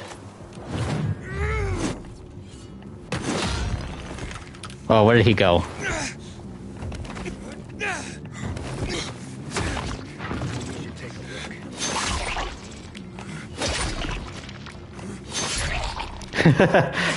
It's so funny doing that. Well, what makes this game similar to GTA at times is you can kill any innocent person you want with no punishment.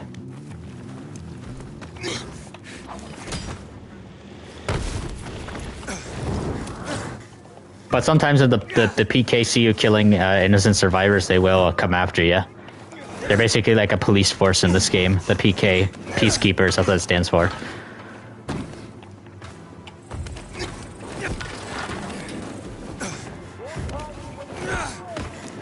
So Strike and Shadow says GTA 6 NPC,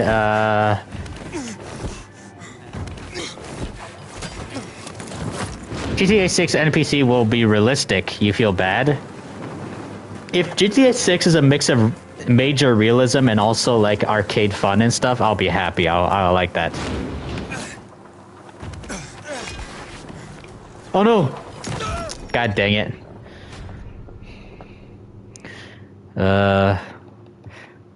1 minute. I actually missed the rope and stuff. That's what happened, guys.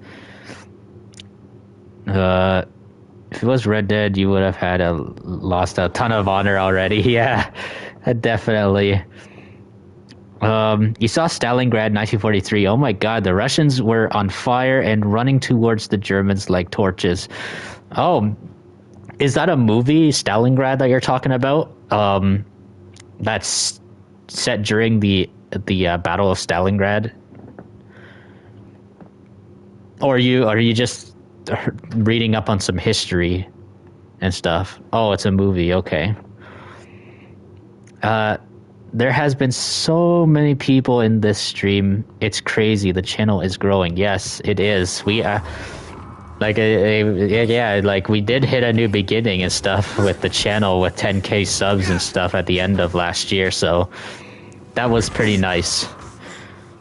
The professional did congratulate me for hitting 10K and stuff. He says that he believes that I could hit 100K before the end of the decade, or potentially a million subs before the end of the decade too. He says if I cover a lot of GTA 6 and stuff too, but cover a lot of other games like I'm still doing, it could easily get me to a million subs. That's what he said. Apparently, when we were doing our documentary.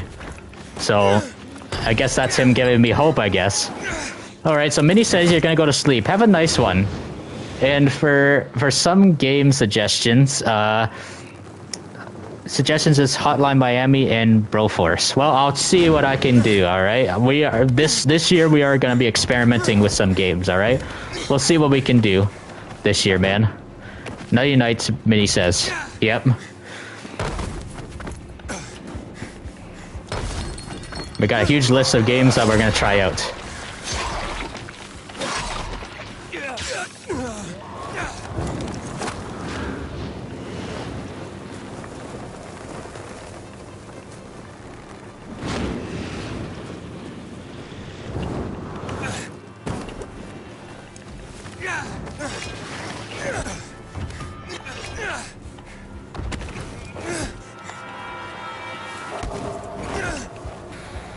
Oops.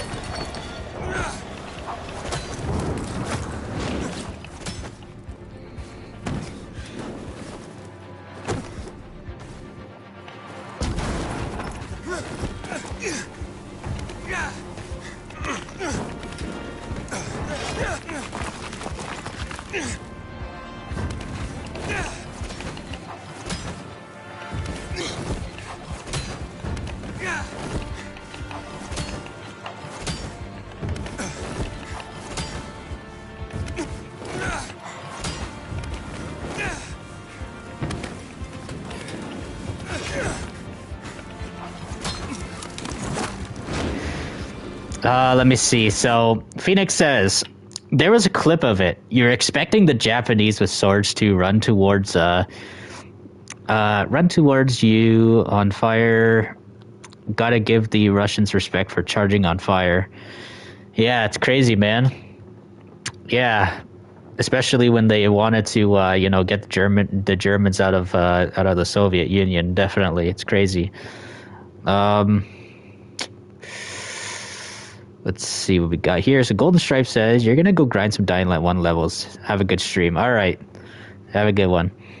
And also, Phoenix says, Pat's Russian cosplay was good. All he needs to do is the fur hat with the symbol on it for Call of Duty 2 Russian Winterfront cosplay.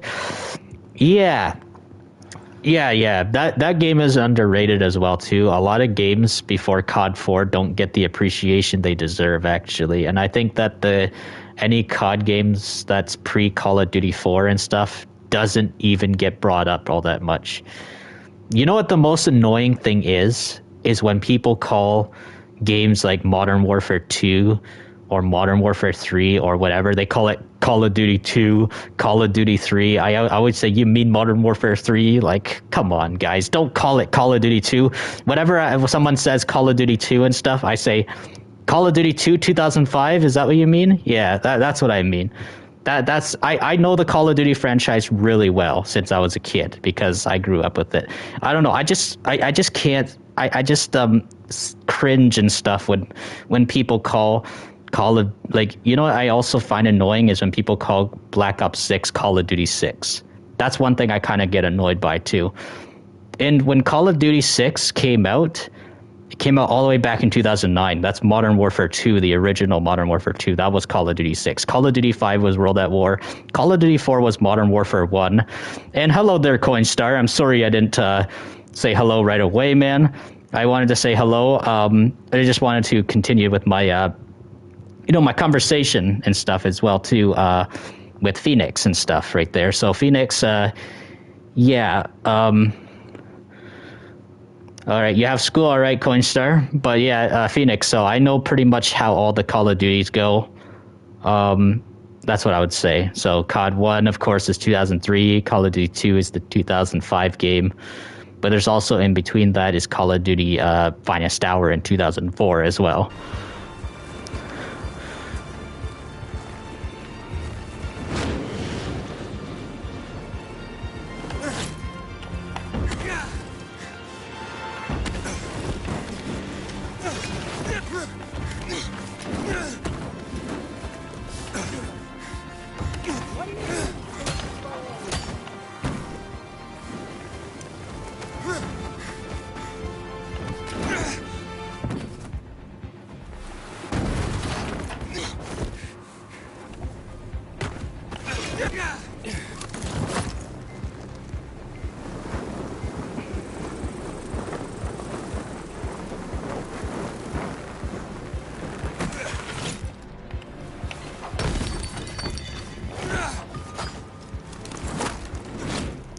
By the way, that's fine.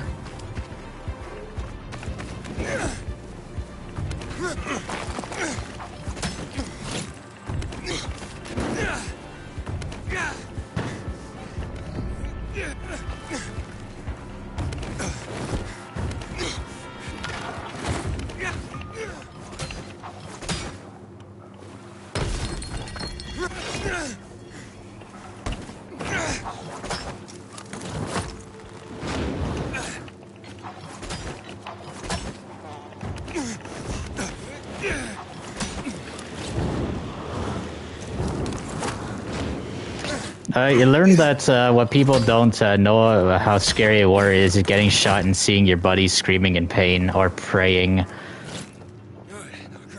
Or, let's see, praying before battle. Some people think they get the easy life nowadays.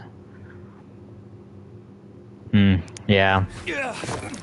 Like, for example, you know, you got movies like Saving Private Ryan, right? Saving Private Ryan, they definitely captured the feeling of war very well in that film. Like, you got these people, like, you got these soldiers actually praying also too, and some of these soldiers are also like, they don't even want to fight. They're just hiding behind the hedgehog, like trying to stay in cover and crying in cover. Now that's realistic and stuff. There are some people and stuff, you know, that just went to war and didn't know what to expect. That's what it is. But I do know that there are people that didn't want to be soldiers. They were forced to being a soldier because they were drafted.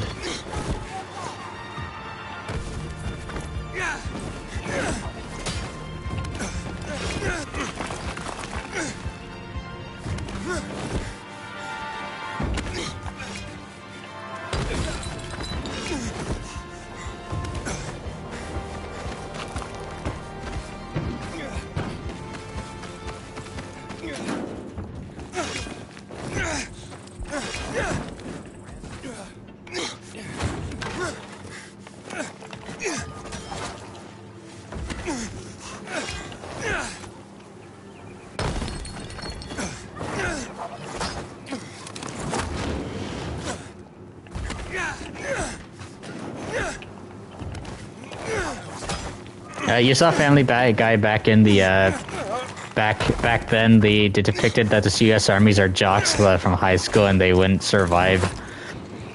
They wouldn't survive a real world war.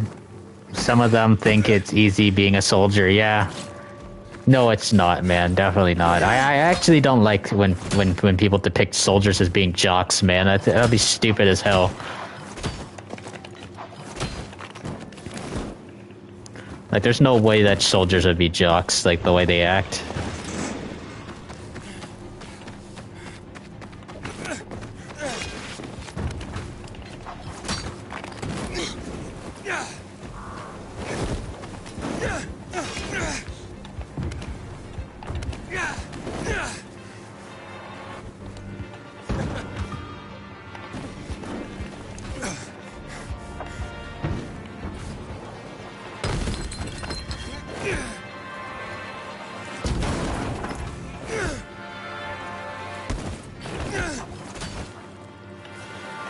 Oh, crap. Didn't land on the trampoline.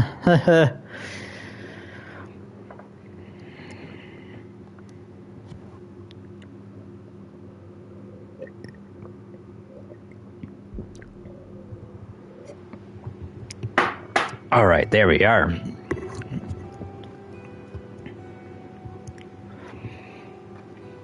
Oh, look at that. Burger King is in the game, yep. Never even noticed that before.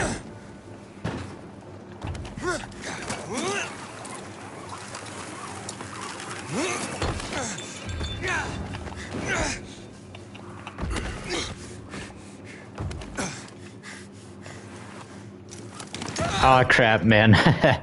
I screwed myself over again. Can't believe I did that.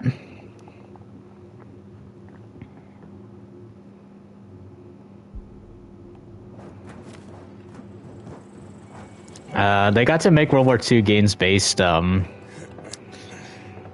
Italy. Good to see them in Sniper Elite 3 and Medal of Honor Airborne. The Italian black shirts were Mussolini's own men. Yeah, the Italian black shirts, yeah.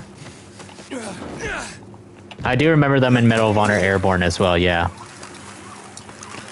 And Mafia 2 also had them too.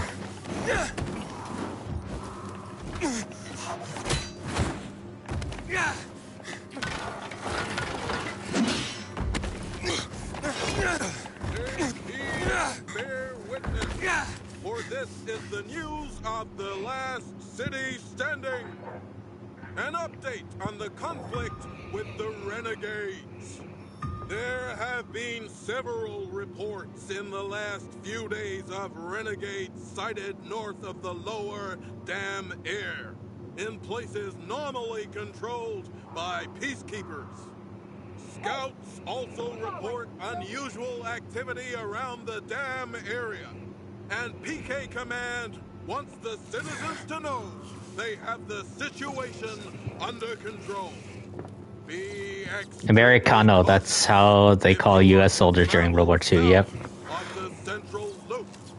Remember, these are the followers of the infamous Colonel Williams, the Butcher, who ordered the murder of millions of our citizens on Black Monday.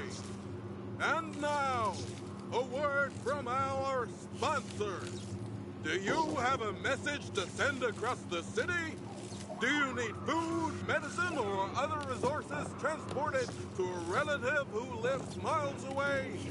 The Carriers Guild is at your service. Fast, reliable, and... Yeah, he's a news guy. Trust no one else with your valuable goods and information. You're excited for Witcher 4 and The Witcher Online as well? Wait, they're actually doing a Witcher Online game? I never knew that. Carriers Guild, at your service since 2023. That is all for today. Citizens, long may you thrive and survive. Good night and good luck. There, I was just waiting for him to finish his speech. There.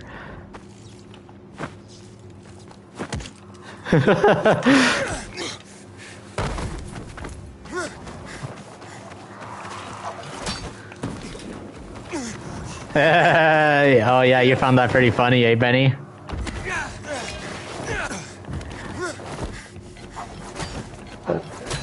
So we got here more project games as well. Cyberpunk.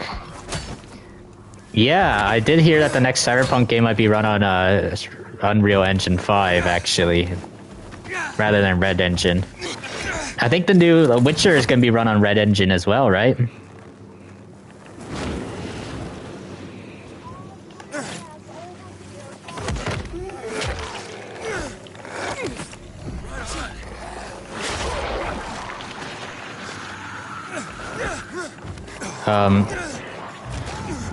Did I actually say Red Engine? Unreal Engine, right? It'll be run on an Unreal Engine, new Witcher.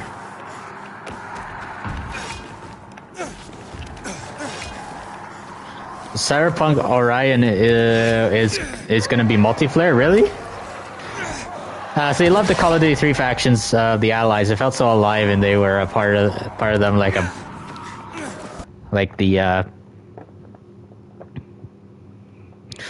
a brother, the Americans. Oh yeah, it did kind of give off a Brothers in Arms vibe, slightly a little bit too, and Band of Brothers vibe as well too, with the Americans in Call of Duty 3, 2006. That game. Um, uh, the Americans, the British, and Canadians and Polish. This is how you write a story for a campaign. Yeah, definitely. I like that. I like that a lot, man. I need to. Man, where is my Call of Duty 3 copy? I need to show that. I really need to show that. I actually have a physical copy here in my home, guys. And I will show it to you guys. Definitely, I'll show it. Good night and good luck. Then instantly gets cut in half. Yep. Yeah.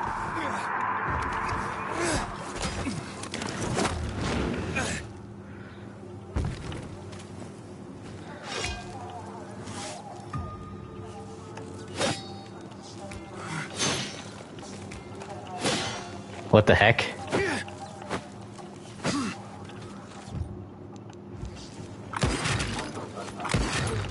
Dude's immune.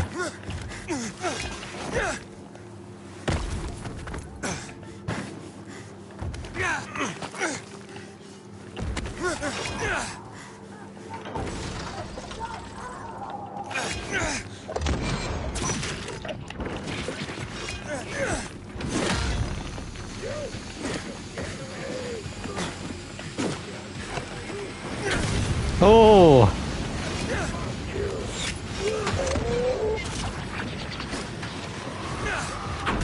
Oh man, that was cool.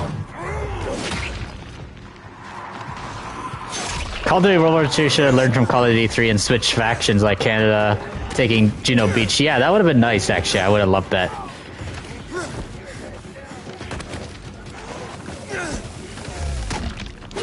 And also, too, you know, a lot of people like to say that Canadians and Americans sound the same and stuff, but Canadians do have their own accent as well, and we also have our own wording as well, too. So now, if we had Canadians again to be played as in a Call of Duty game, they need to make sure that they talk with Canadian wording. I would like that.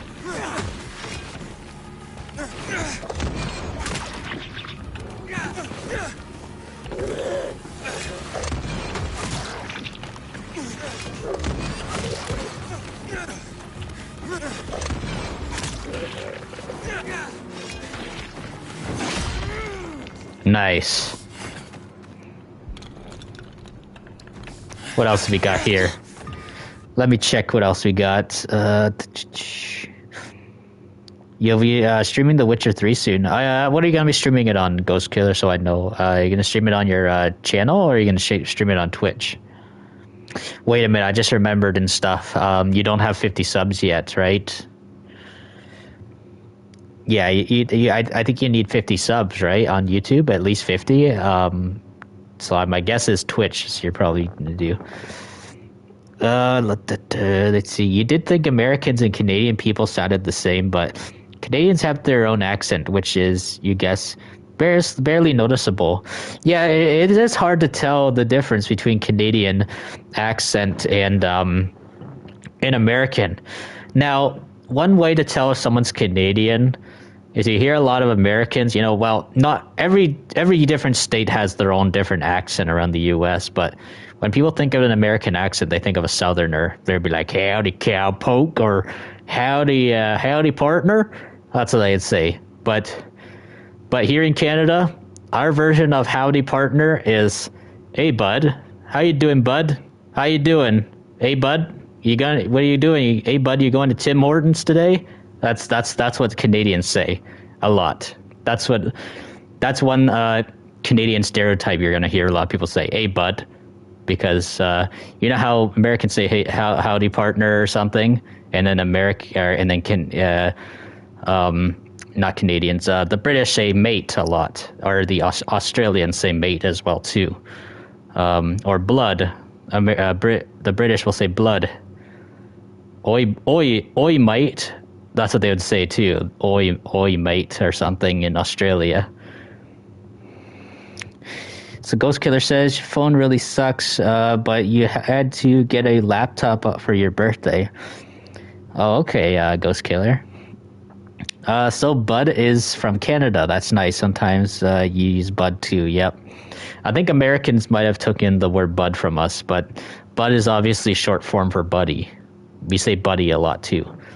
And if you guys play GTA 5, you might notice that Trevor says Bud a lot too at times. He will say that. Trevor's Canadian, guys, from GTA 5. He's actually Albertan. He's from Alberta in real life, Stephen Ogg. Trevor is. Even in GTA, and even in, what do you call that, GTA 5, Trevor's also from Alberta. Let me see. Hey, Mia. Hi, Mia. Remember McCullen from Call of Duty 3? Oh yeah, McCullen. Isn't he the one of the main characters at the beginning in the training camp, I believe? He comes off as mean to his men, saying they're just gonna get killed. He lost his men either in Africa or Omaha. He breaks down later and goes into shock. Yeah, I think doesn't a lot of these sergeants and stuff that fought, a lot of these sergeants and some of these commanding officers that fought later on in the war in 1944 in France, they also participated in Kasserine Pass, actually, right? In North Africa? Is that what you're referencing to, right? Yes, Kasserine Pass was a disaster in North Africa in World War II for the Americans. I think that's what you're referencing, right, as well? And it is also brought up in Call of Duty World War II. It happened to Pearson. Sergeant Pearson and stuff got really... he had major PTSD from what happened in Kasserine.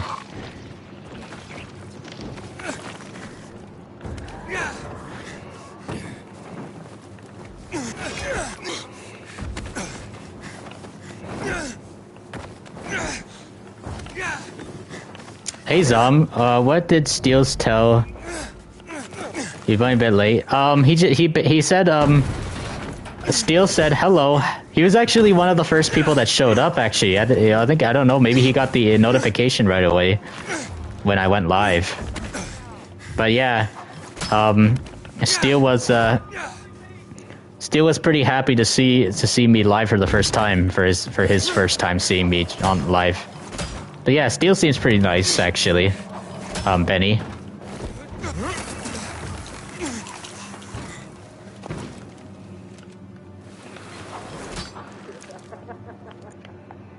You heard the news, new drugs in Los Angeles. Crap, man. I did not look. I was looking at chat. Dang. It is what it is. I'm already max level on this game anyway, so it doesn't really matter. Yeah.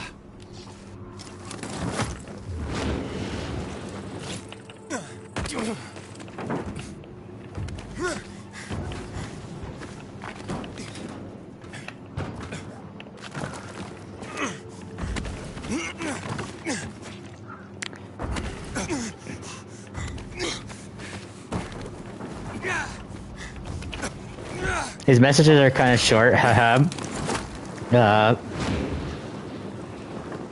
But when you met him in his streams, he sounded like a nice guy. Yeah. Yeah, that's alright if he has short words and stuff, yeah. There's already a lot of people posting a lot of, you know, long paragraphs anyways as it is, so, you know. I'm completely fine with it, actually. But yeah, that's really good and stuff. How he sped run the entire Last of Us, actually. That's pretty impressive, man. I don't know if I have the time for that. Speed running the entire Last of Us. I could do something like I could try something like that in the future. I don't know, but I guess we'll see. And I will be playing through Last of Us, both Last of Us games this year because of the TV show.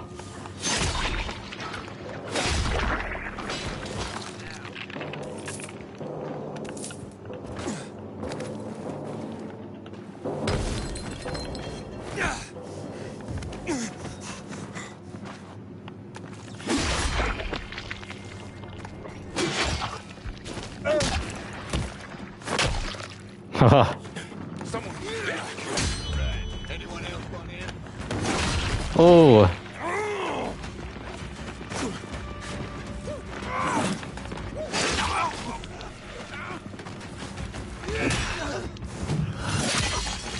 Dang.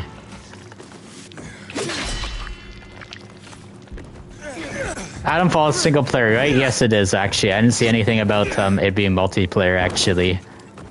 But that's fine and stuff, you know. Like, Fallout, the original Fallouts, except for 76, obviously. All the other ones, they're all single player, too. And I do like single player games. You know, I do like playing co-op games with friends, though, too.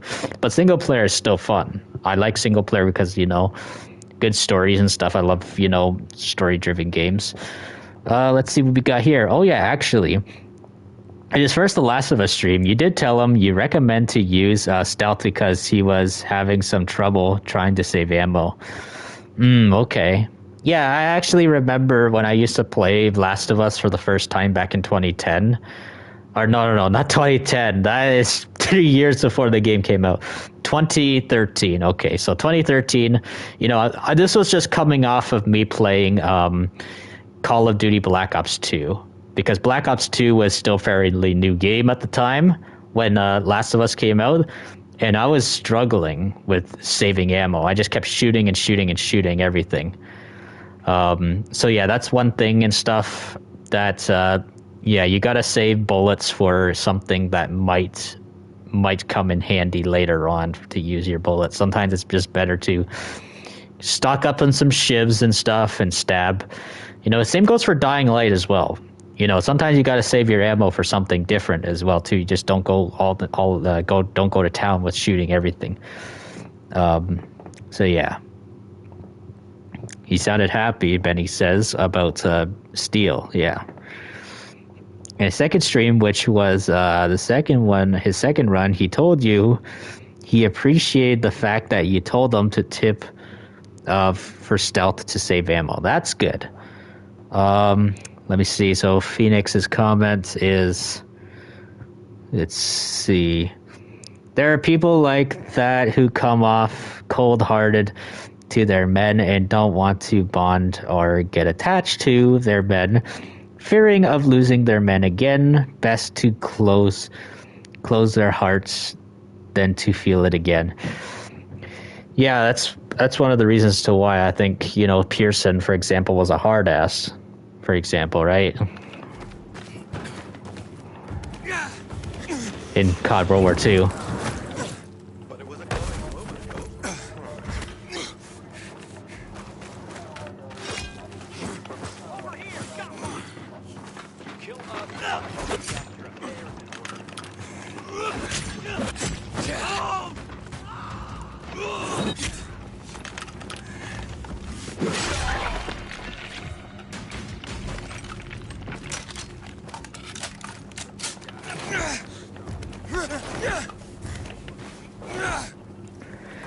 Battlefield campaign can use vehicles in Call of Duty. Can use vehicles in COD. They're scripted, to be honest, for vehicle. Yeah, definitely. I do like how Battlefield, of course, is you can use vehicles anytime you want, pretty much.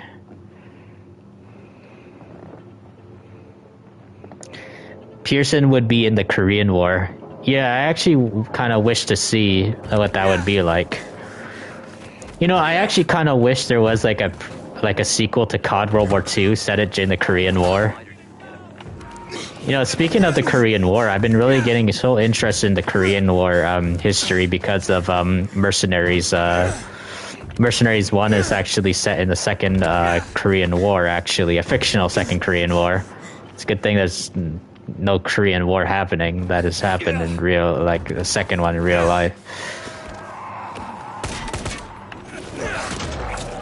Imagine like a game that had like a second Vietnam War. Imagine that. I wonder what that would be like.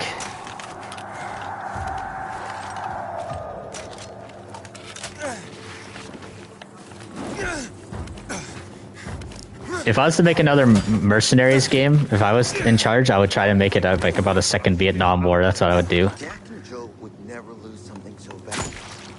Oh. Trouble now. You're in trouble.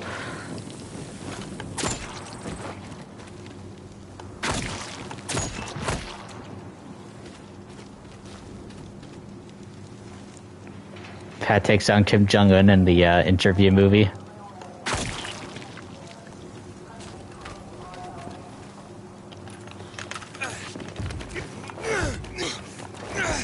And the brutality in Dying Light 2 just never gets old.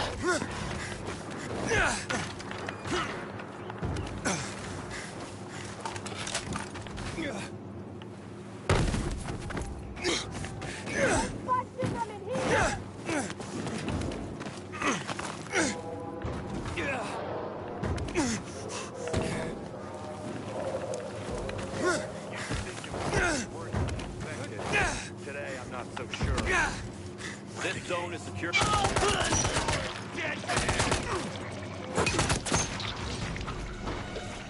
Oh, look what happened to his mouth. Want some?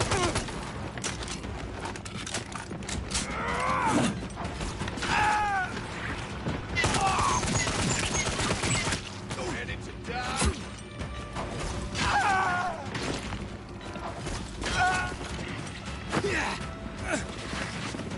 Ready to dance?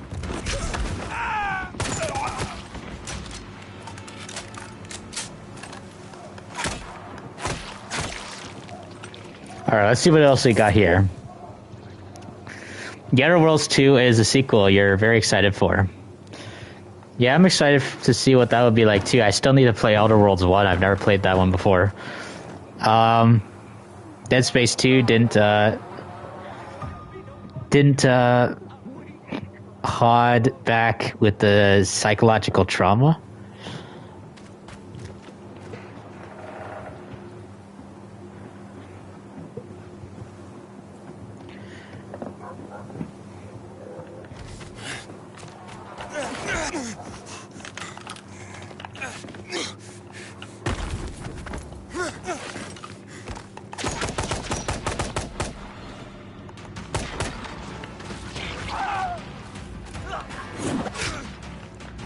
Wait a minute, let's see what we got here. So Benny says, can you have now the grappling hook after completing the story, like having it at the beginning of the game?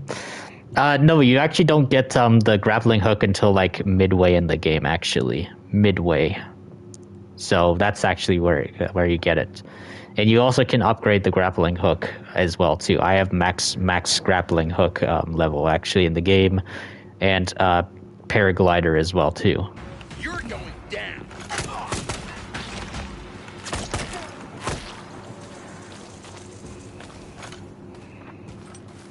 Come over here, I dare you. Here you go.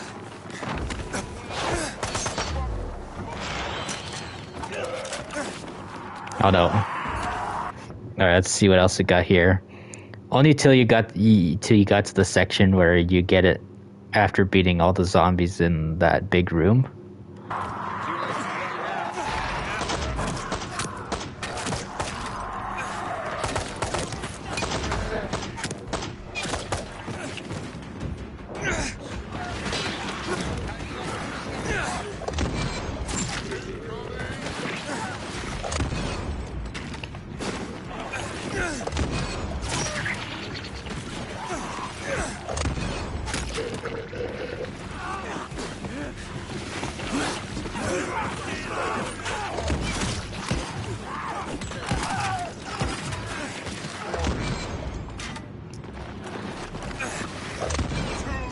Oh, damn it. Oh.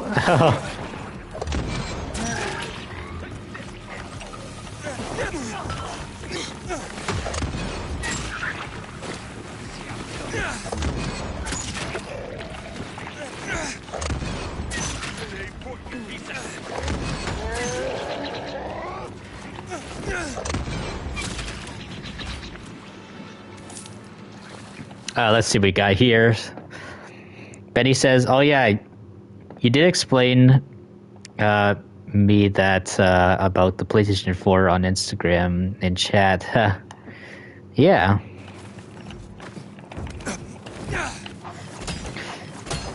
Well, I'm looking forward to when you get a PS5, right?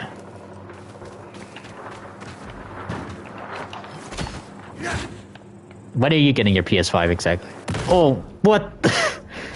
That was so weird. I didn't even try to drop kick. I was trying to grab onto that. I was drop kicked in the air and I just fell to my death. Now that was like the weirdest, death I've ever seen in the game in a long time. Hello, Smoke. What's up?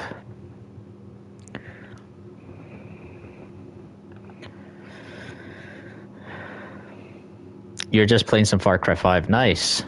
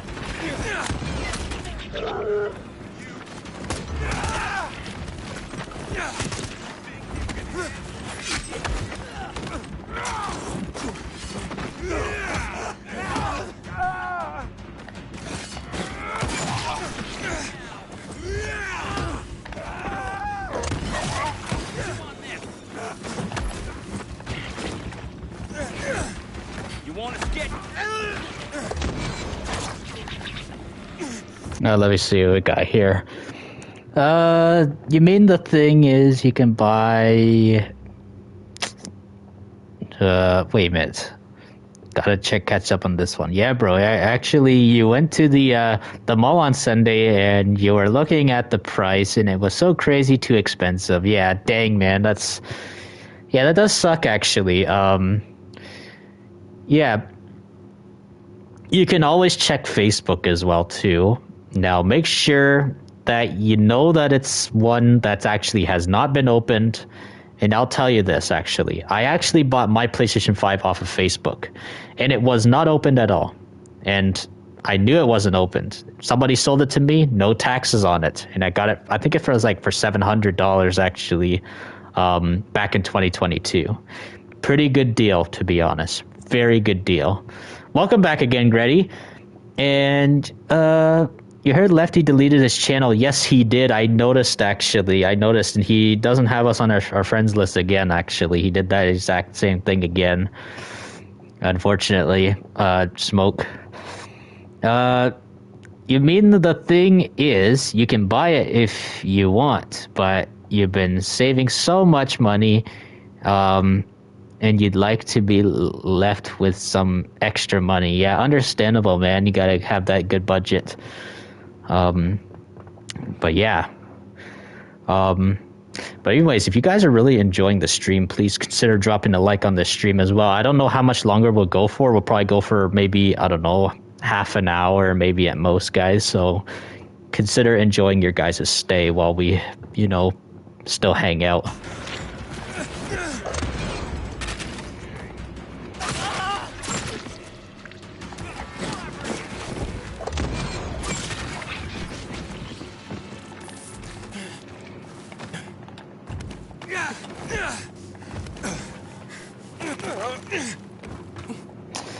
Yesterday you played Dead Island. Yeah, I actually been dropping likes on all your Dead Islands, Gretty. And whenever you stream, I'm still sleeping usually. That's why I can't make it to your streams. That's what it is, Gretty. That's what it is when you're live.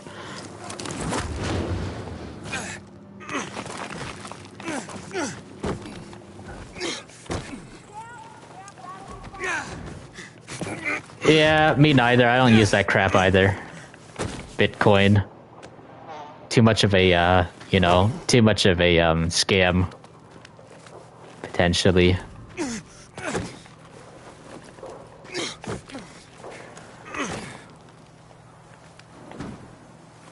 Alright, let's see what else we got here in chat. I'm running around like a psycho. Haha, yeah. Running around, yeah, like a psycho. Ghost Killer says.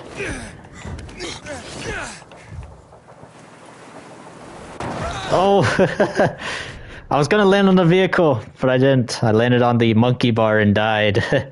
If I grabbed onto the monkey bar, though, I would have survived, though. Weird game logic, right?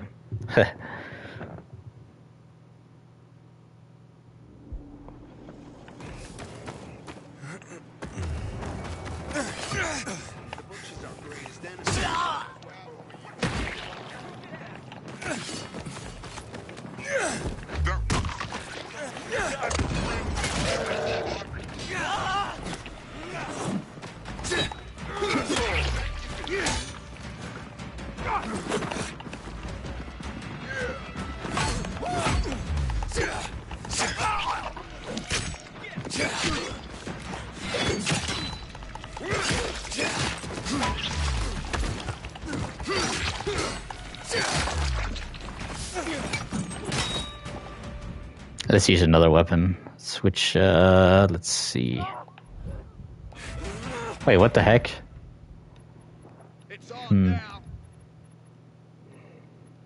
What should we use?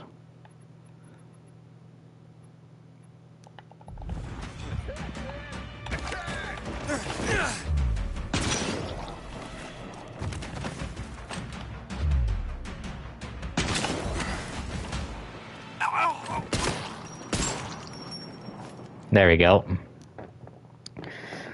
Joseph is your favorite villain. After Far Cry 5, you're moving into Mafia 2. Then after that, you're moving into Hitman and doing the old ones. Nice, Smoke. That's cool, man.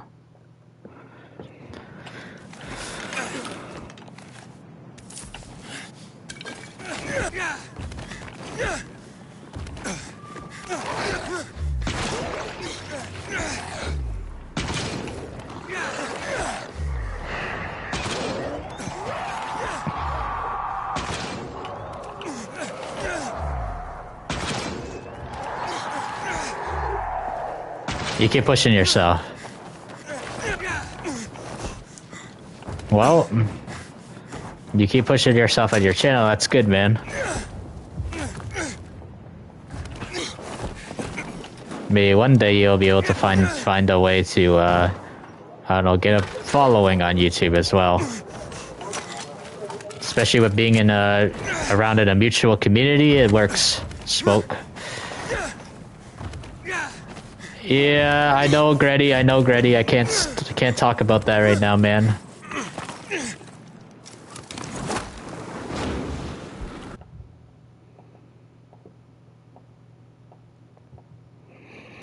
Let's see. You gotta do it. You're a Mexican. Work hard. Oh yeah, you are. I do remember you saying. I think you are part Mexican, Smoke. So welcome. We got another Mexican here too. Betty, consider checking out Smoke's channel.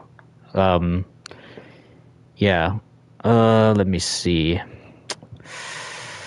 I'm gonna do this. I'll drop Smoke's. What do you call that link for you? 1 second.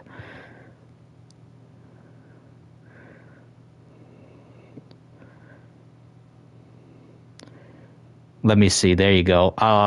Here he is.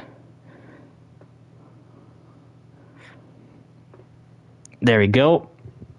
And also go check out this guy too. I think this might work. I hope it works. I hope this thing works. Hey, you're welcome.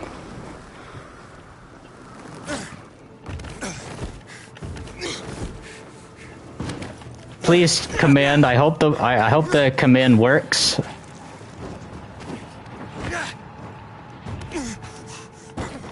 Mexican and Irish, yeah. Dang it, it doesn't want to work, man. Alright, I'll just manually go to Gretty's channel. I'll just use Gretty's channel right now. Here we go, let's see.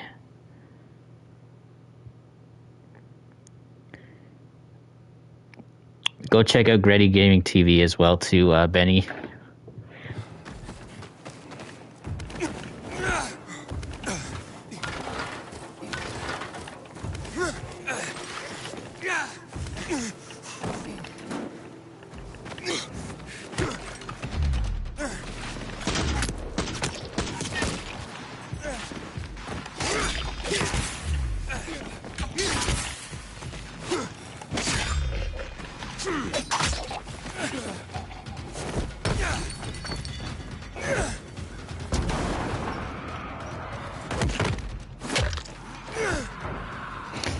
Yep.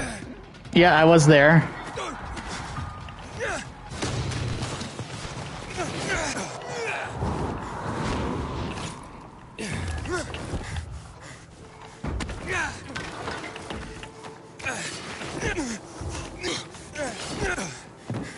Eternals, yeah. Eternals, yeah,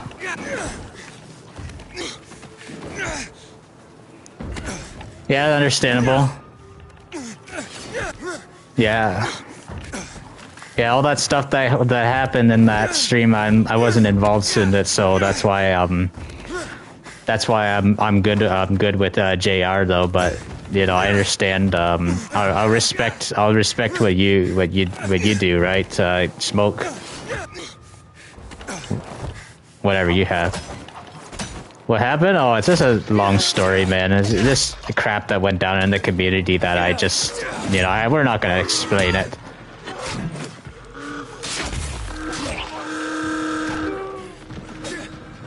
Yep. Understandable, yep.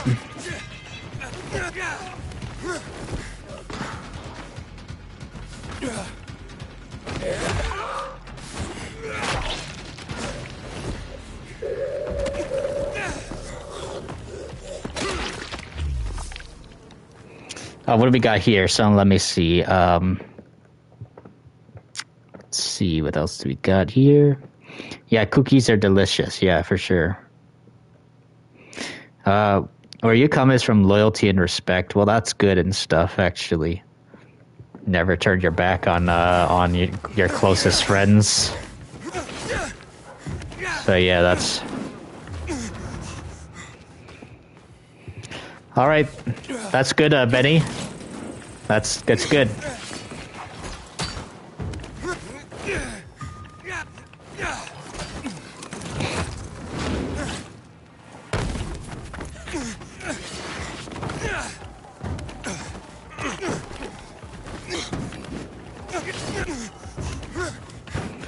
Yeah, my channel, I'm actually completely fine with promoting other people and stuff, other gamers and stuff that are like-minded people. There's a lot of other channels out there that just hate self-promotion, all that kind of stuff. But here, we're completely lenient about it. As long as the channel is a good channel and not like a bad channel or anything like that.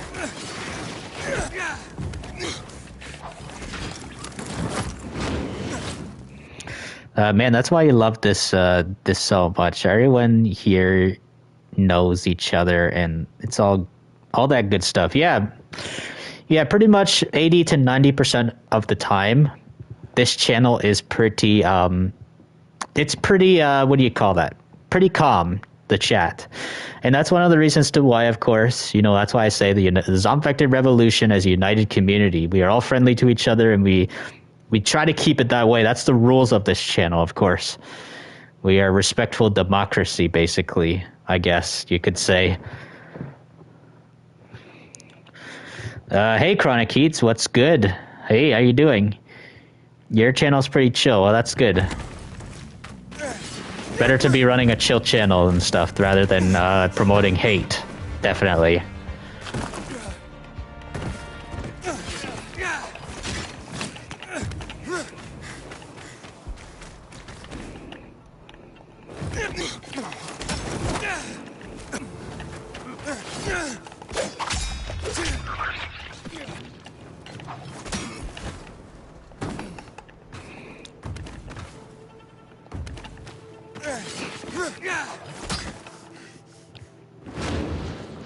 Yep. I do my best, Smoke, to drop likes on your streams whenever I miss them and stuff. You know, I'm sorry if I miss a bunch of them and stuff, you know. I do get very busy at times. But yeah, I do like pretty much all my friends' streams. Even if people tell me to drop a like on them, I'll be like, okay, yeah, there, I'll go drop a like for you, you know. get you noticed in the algorithm by, you know, dropping a like. I call it algorithm points. That's what I do. It's okay. Yeah, thanks.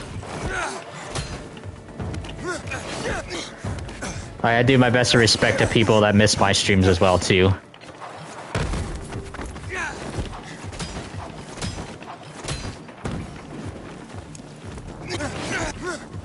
The only thing that sucks and stuff is when people actually miss people's streams on purpose and then they make excuses. With me, I don't do that. Well, much respect, much love, Zom and Smoke. You love us all, Grady says, and love your friends. Thank you for defending you. All right. Well, I defend like-minded people and stuff that don't deserve to be framed for things that they are not guilty of. That's what I would say. That's justice right there, guys. That's all I would say.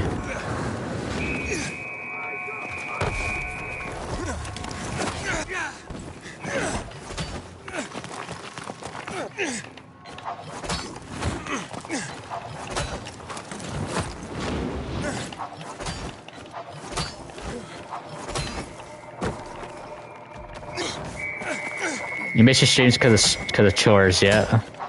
Well, it makes sense, you know, chores come first before, you know, before watching your friends stream. Well, it's not my nature either, definitely not, Grady. I hate bullying as well.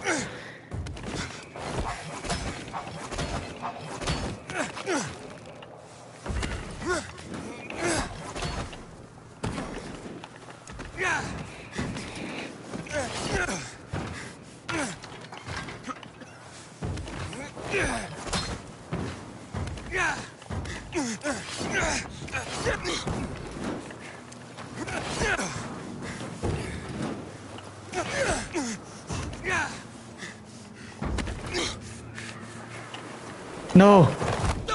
Dang, man. Oh, man.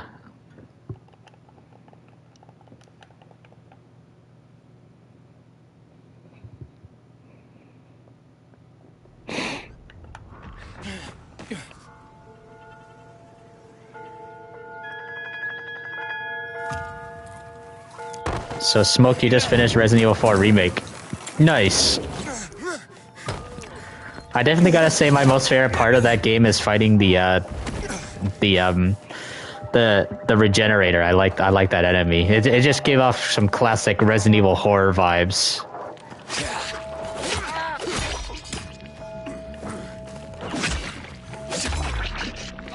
Ooh.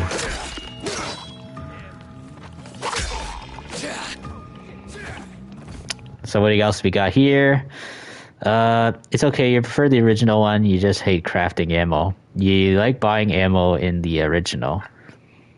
Let's gather the evidence. Yeah,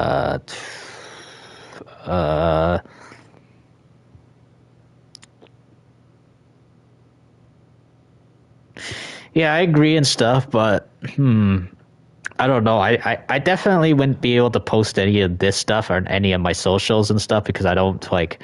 I'm not the kind of YouTuber that really exposes, you know, certain individuals. But if they're the huge, massive celebrity scumbags, sure, yes, I will expose. Like, for example, people like Jack Doherty and stuff. Like I don't really make videos all that much like that. But like that last time I ever really exposed someone was talking about the Jack Doherty incident and stuff with when he crashed his car on purpose and stuff. Or I don't know. He either did it on purpose or did it by accident. But who freaking does that? Who drives on the road really, really fast and just looking at their phone like this, right? Like, yeah, it's... Yeah, I don't know, no, man. It's... Yeah, man. Who knows? Jack Doherty from Florida. I thought the dude is from Long Island. Hey, Giltendi, what's up, man? How you doing? Welcome.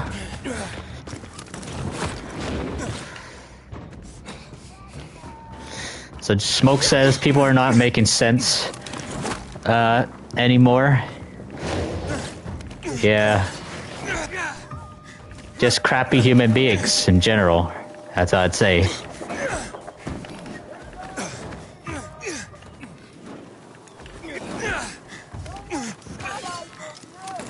He was from Long Island, then he moved to Florida, right?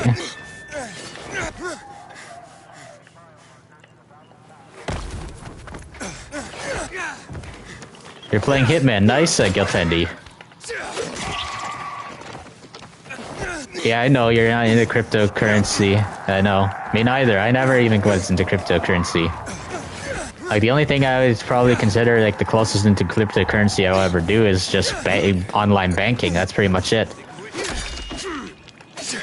Like, not even Bitcoin or anything like that. I'm just talking, like, as in, like, virtual money and stuff from using your bank. But then again, obviously, that's real money inside the bank account. I don't even know what the heck I'm talking about for a second. But, yeah, that's the closest. Like, just online banking is just the closest, I would say, I'll ever do to, like, cryptocurrency. But, like I said, it's not really cryptocurrency anyways. Everybody pays. Yep. Mercenaries line. Definitely. Everybody pays. Even EA needs to pay. Yeah. Let's see. Rockstar should make fun of Jack Doherty in GTA 6 since he lives in Florida now. Yeah, that would be cool. No, imagine this. I got an idea, Stratos. Imagine this. Stranger and Freak mission and stuff. Imagine a Stranger and Freak mission, or just some random event that happens on the highway and stuff. Some guy crashes his car because he was looking at his phone and stuff, and he gets out and starts flipping out and stuff and going crazy. Like, imagine something like that happening. That would be interesting. Hey, Rodney, how you doing, man? Welcome to the stream. I hope you're doing good. You despise corrupt people. Yep. Mercenaries 2's opening is so good. Yes, I love that flaming logo opening too, man. It just plays on my mind and my head constantly, man. That, like, the flaming logo and, like, the orangish, vibe of Mercenaries 2, man. It's just, chef's kiss to that, man. It's freaking amazing, man. I love that game.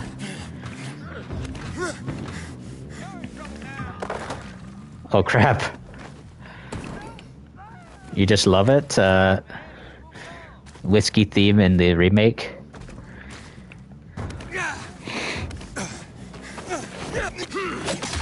Benny says, hey, Zom, you're gonna go to bed. It's like 2:11 a.m. over there and you're falling asleep. Heh, see ya on the next stream. It was nice seeing me and chatting with me again and everyone else. Yeah, thank you so much, man. Thank you so much for hanging out. And you have yourself a good night and good sleep. All right, man. See ya.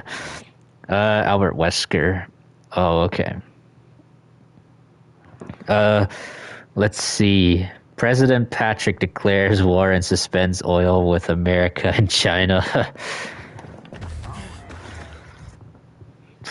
Let's see.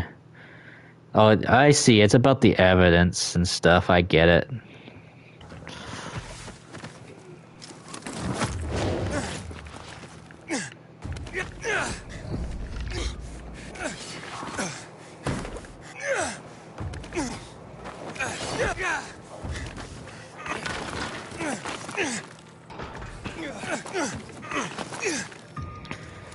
Yeah, he got shot. He got shot in the upper thigh, as Matthias would call it.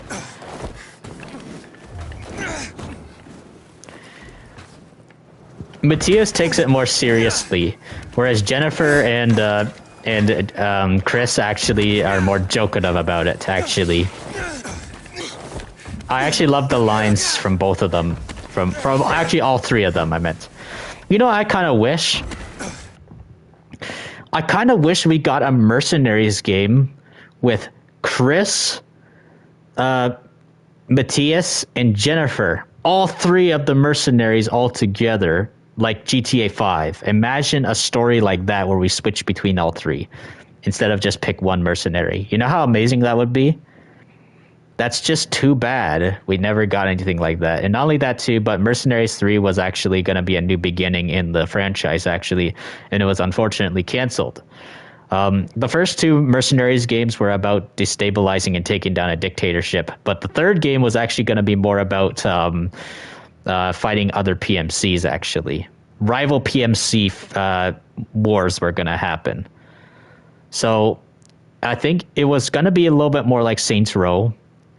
You were going to have your own PMC, and there was going to be other PMCs that were going to dominate as well, and potentially some other dictatorships that you were going to fight too. So the game was going to be set in multiple different countries as well too, having, I think, maybe multiple different open worlds. So the game seemed pretty ambitious, and unfortunately that did not see the light of day, and I really wish it did. They should have just gave it off to another developer. That's what I think, man. Check out The Honest Tiger, another good friend of yours. Okay, I'll check it out. I'll check him out sometime. Yeah. I think I am subscribed to him, I think. Yep. That was a real microwave beeping when Matthias swears at Blanco. Someone posted that in the comments section. That's funny. You piece of shit. That's funny when it did that. That was funny, man.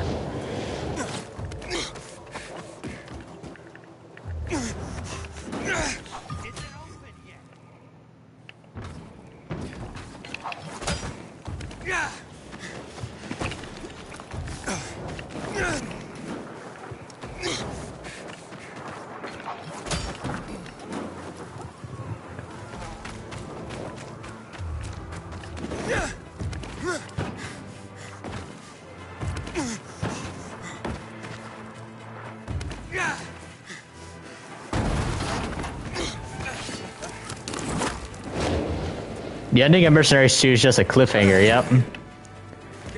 India, I think, was supposed to be involved with GTA, I mean, not GTA, Mercenaries 3.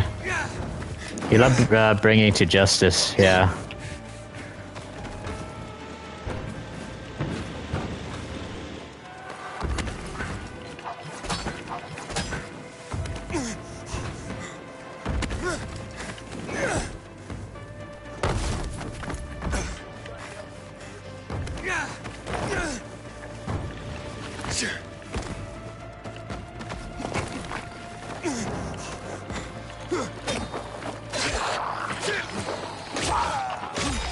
Yeah.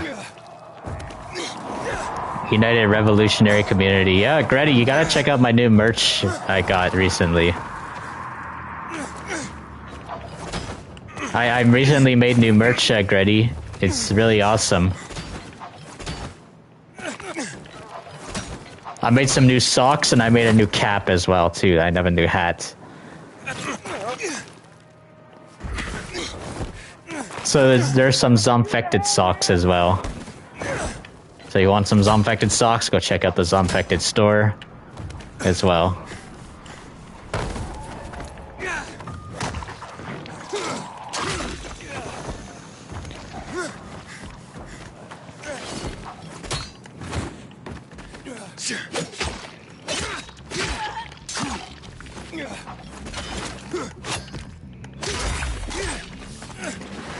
TPRF is ZG RA combined, yeah.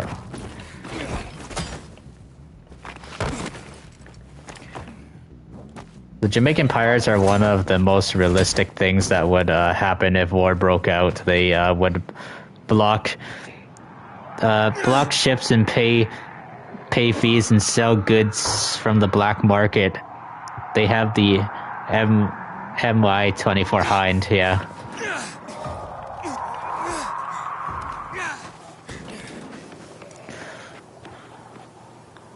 What does it stand for? I don't know what it stands for.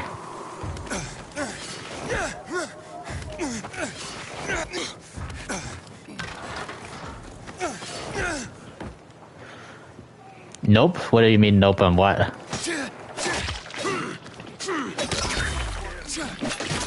Oh, the professional army, okay.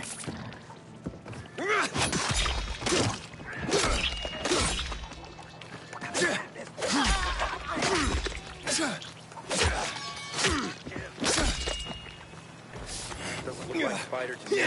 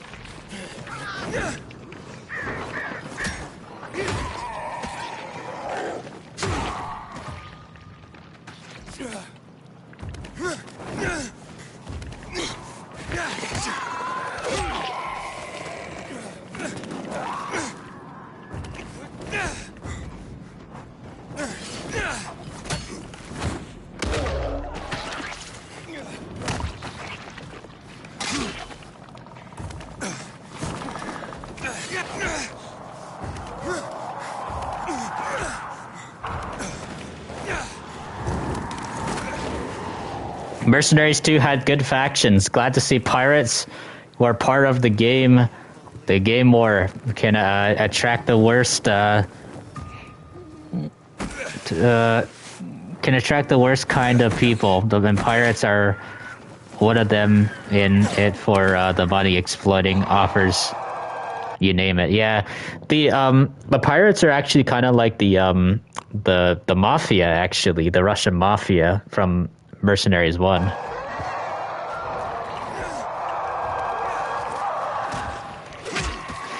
That's why I like Mercenaries so much. It just offers so much faction variety, similar to Saints Row. That's what I like about it so much.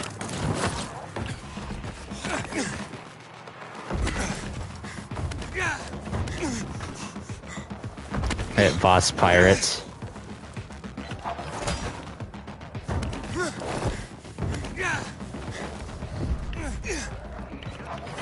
Faction stories are just one of my favorite type of stories in any media.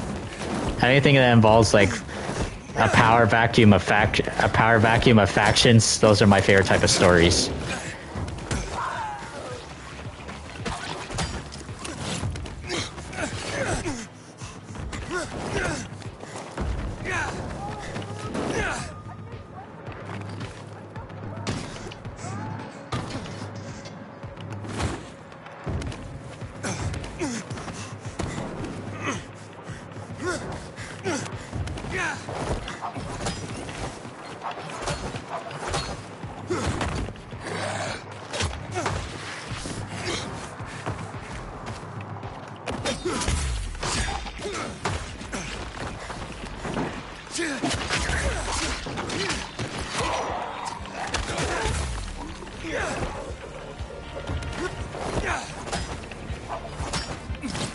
They actually have the pirate shirts from Far Cry 3 for sale. The red shirt with the skull on it. They wear from the game. Nice. The GRA Security Corporation has been on a troll banning spree. Yep. McGrady, did you see the hat though?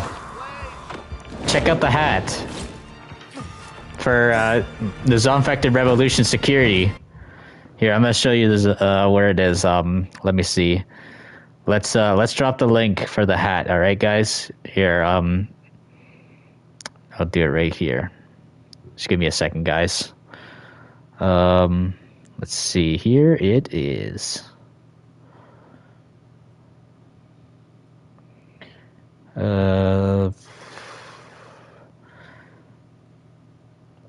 This one right here, guys. You guys are gonna find this pretty fire. Actually, this is pretty cool. If you click on that link and stuff, you will be able to see the new cap. Zombfected Gaming 349 Revolution Security. That's what it says on the hat. And it's all in camouflage too, guys. So if you like camouflage hats with, you know, the awesome Zombfected hat, or with the awesome Zombfected logo, consider on getting one. I think you guys will really enjoy that. All right, 1 second. There we go. Let's put that down. All right, there we are. We hope to see the GRE again in the Beast, maybe in flashback missions in underground facilities like Umbrella Corporation. Yeah, I'm sure we're probably gonna get some references to them, and perhaps maybe like a branch of them at some point. Probably the group that we might be fighting in the game is linked to GRE. GRE copy GRA. But yeah, Gretty, tell me what you think of that cap, man, the way it looks.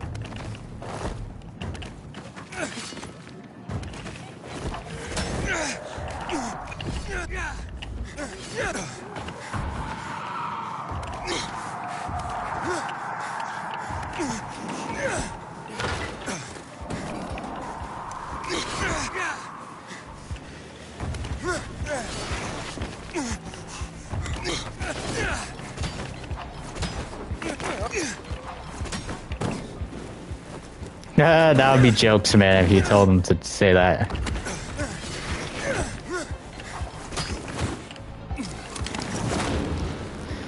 Speaking of that, man, yeah, that was funny, that video. I made that video.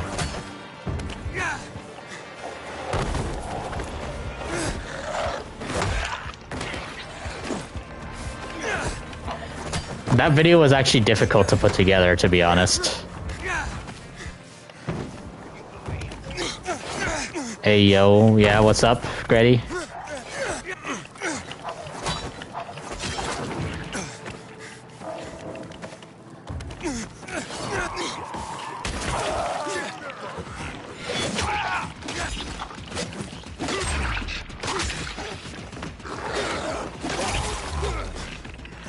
Try out your new car, kiddo, yeah.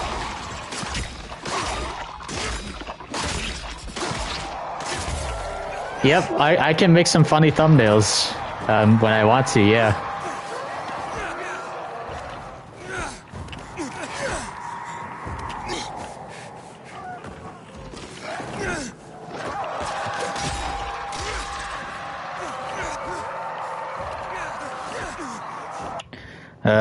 I'm gonna drop my Discord link and stuff too. I don't even know if you use Discord or not. I actually honestly don't know.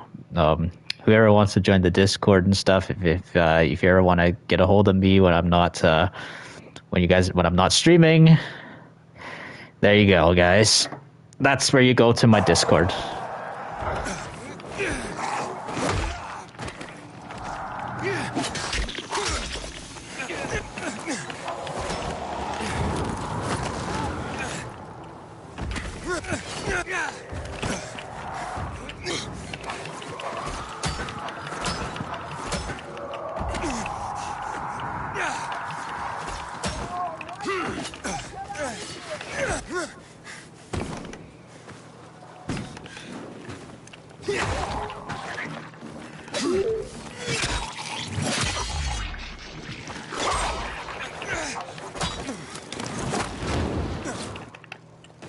Have I seen the horror movie Quarantine? It's similar to Dying Light. The virus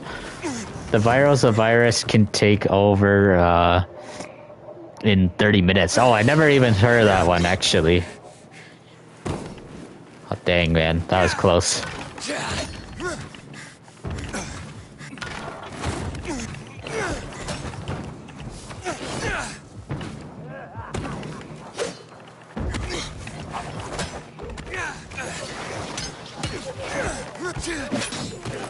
It came out in 2008? Interesting.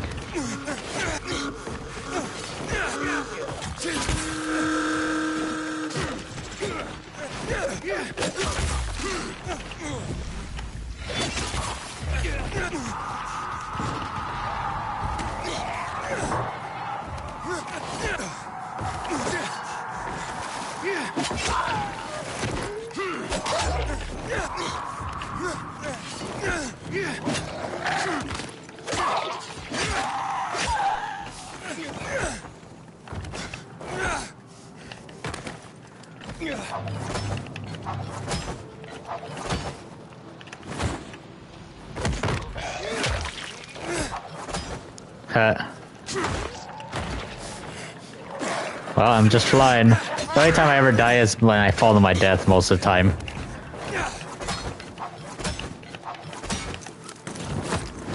Haran will always be your favorite playground.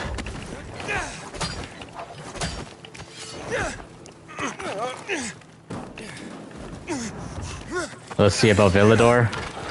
Villador is pretty nice too, but look, Gretty. One thing you'll really like about Villador is that building right there. That is the most iconic place to go visit in Dying Light 2. You go right up at the top up there. Everything looks like ants from up there.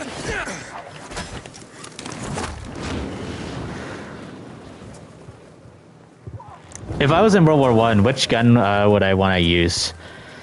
No, that's a hard one, actually. I gotta think. Browning automatic rifle, BAR. Definitely. I just like the BAR. It's one of my favorite guns. I like the World War I version and the World War II version. They're just such a good gun to me.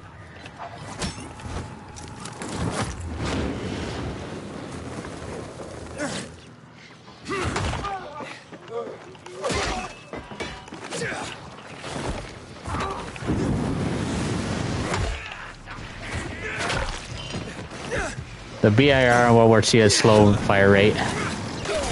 Yeah, I think that's more for control, actually. To control the weapon, actually, and the recoil.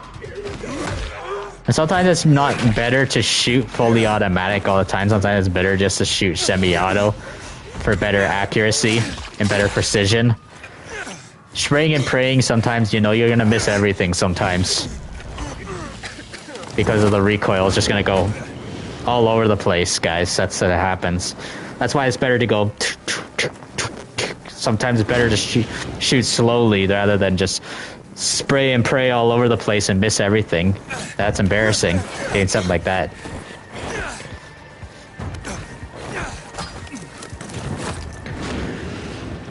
Let's see. See Battlefield 5 now. You think Battlefield 5 is not that bad than COD Vanguard for some reason? Yeah. It's an okay game, I would say, at best. It's not the best World War II game. Definitely not. Definitely far from good, I would say. But it's an okay game, I would say. The graphics are probably, and the sound design, I would say, are probably what's good. That's what I'd say. Unlike people, this is rabies to like Dying Light. It can affect animals to not just people. Their eyes and teeth are scary and bloodthirsty just watching it in the dark room. Yeah, the thing is and stuff when you got a zombie virus that affects animals too. Oh man, that's scary. I think it's scarier when it affects animals. Definitely.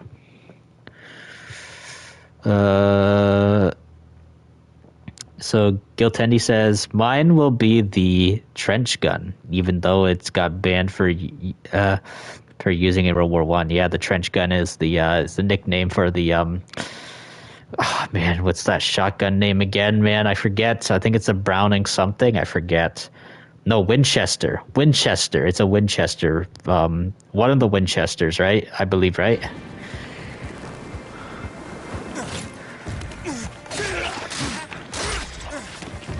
M1887. Is it Winchester M1887? Is that what it's called again?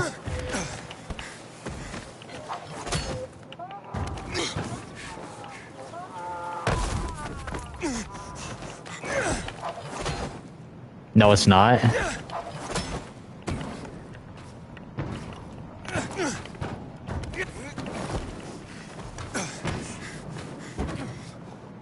A Remington. Winchester 1897. Giltendi says.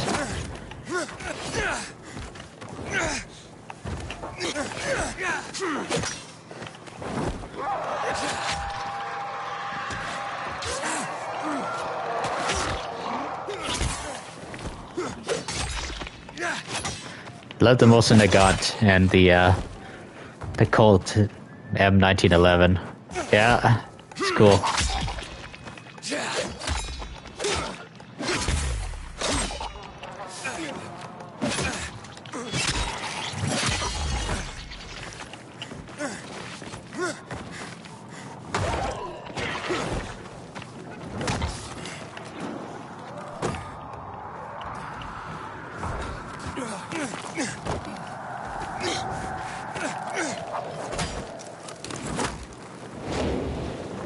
You love the people on the professionals channel, yep.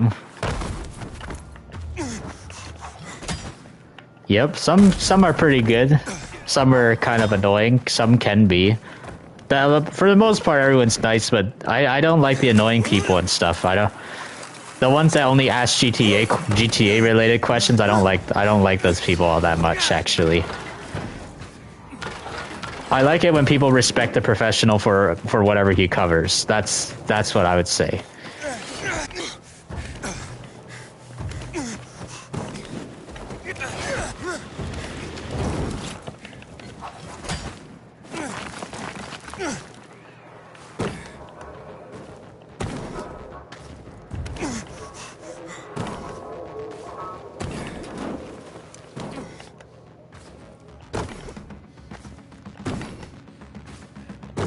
Gretty, can you do that?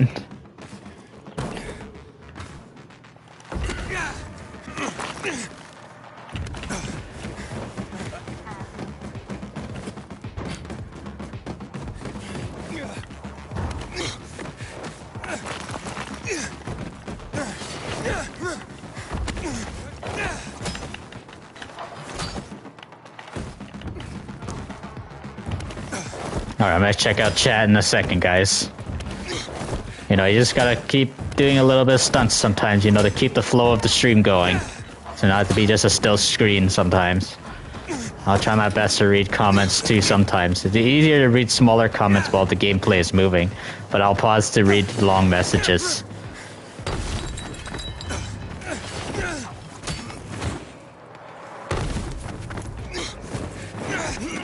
Oh crap. Dang it.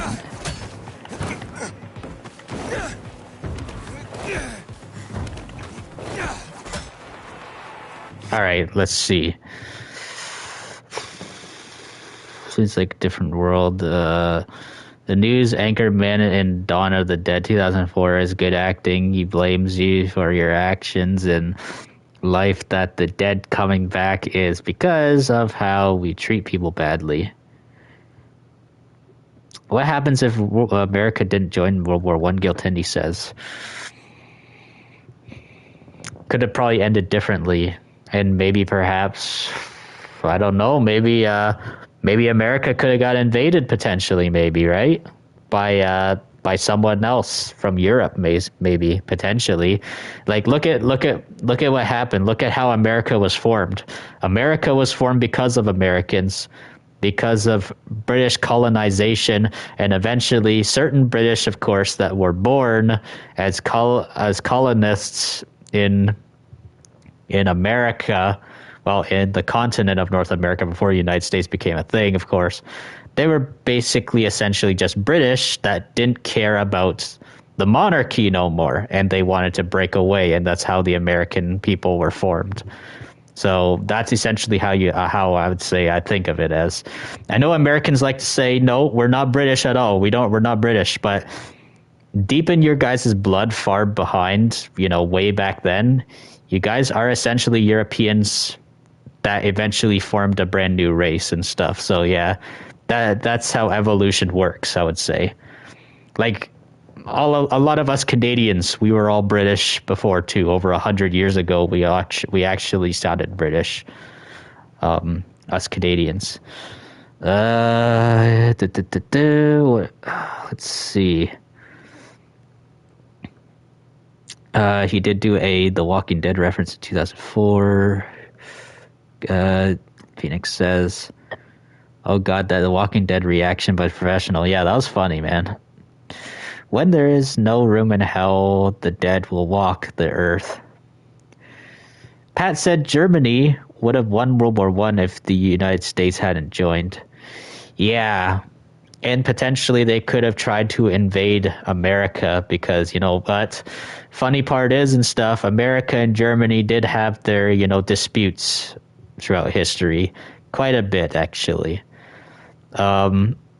Hamburgers, apparently, they are German, actually. They were made in Hamburg, and that's why they're called hamburgers. But people think of hamburgers as American, but they actually were made from Germany. Hamburgers are actually German, guys. There was actually a bit of a dispute, kind of a little bit of a war over that kind of too.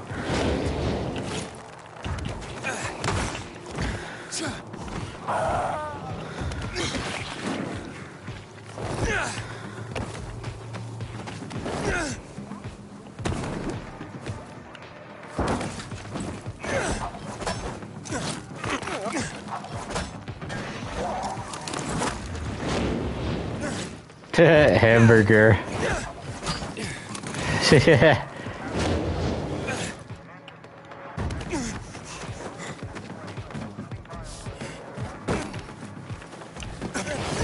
All right, Ghost Killer, have a good one, man. Thank you so much for hanging out. Oh, man. Oh, no. I need to pause again to read this. Holy.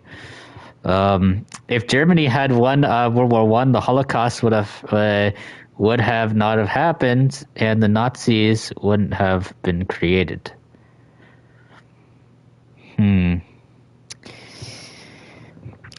Yeah, it's honestly hard to tell exactly how alternate history would work.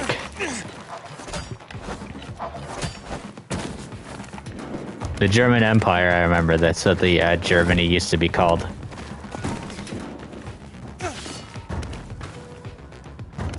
Hindenburg was the he's the one that was running Germany, I think, right back then. World War One. World War One is known as the Lost Generation. This is crazy.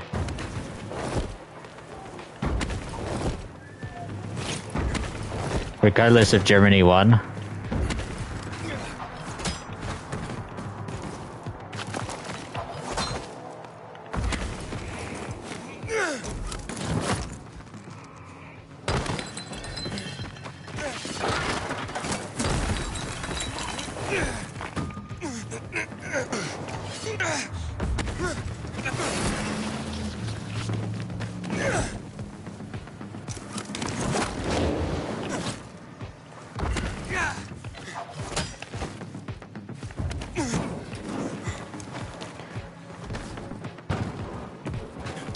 Why does Germany start a lot of problems back then? Well, back in the day, during the World War One and World War Two era and stuff, it's crazy and stuff. Like, Germany used to be the country where everyone was always like, yeah, Germany's bad. Today is either Russia or China. People are talking about as bad usually now.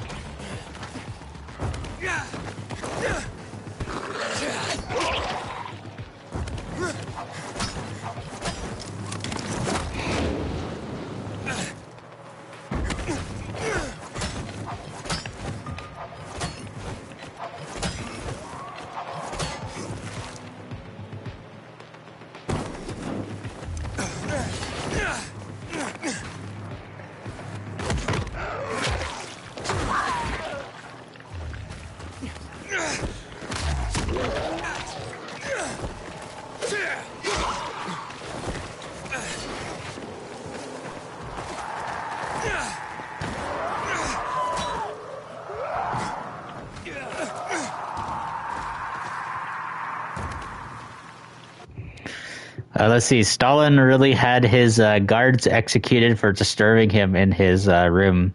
Iconic. He dies from heart attack. and his guards are too afraid to check on him. Yep. That's crazy, man.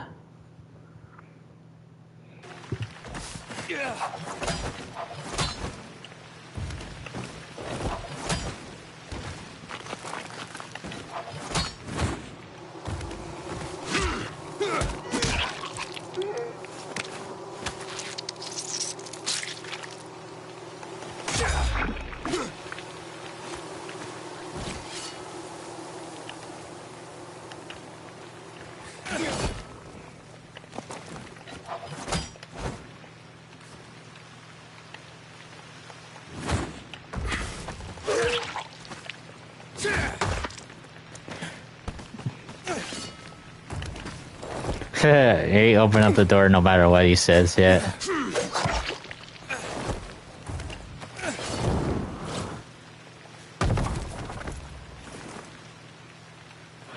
Yep, I think the game's audio is starting to slightly bug out now. I really hope that the Dying Light 2, the 3rd anniversary fixes these audio bugs, guys. That's what I really hope it does. The 3rd anniversary update is coming in a couple weeks from now. 3rd anniversary should be fire. 10th anniversary for Dying Light should be really fire too.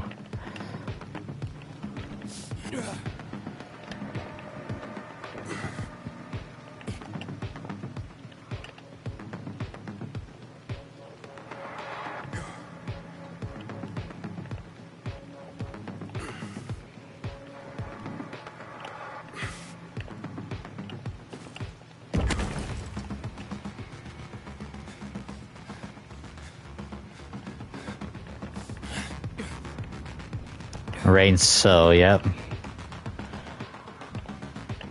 Can you change the name of mercenaries? Change the name of mercenaries backwards. Sermonaries or something. Mercenaries 2 World in Flames. Or Mercenaries Playground of Destruction. Can you change that one around too? Do you think Jack Morrison would join World War One? It's potential that he could. Who knows, man? Like, he could have joined World War One, maybe like towards the end of World War One. Maybe like, what if the U.S. government found out about what Jack Morrison did to Edgar Ross, and they're like, you know what? You can spend your days and stuff going to Europe and fighting for our freedom. Like, imagine that. Nursing. All right, let's see what this says. Mercenaries, Glaypround of Destruction, or delay.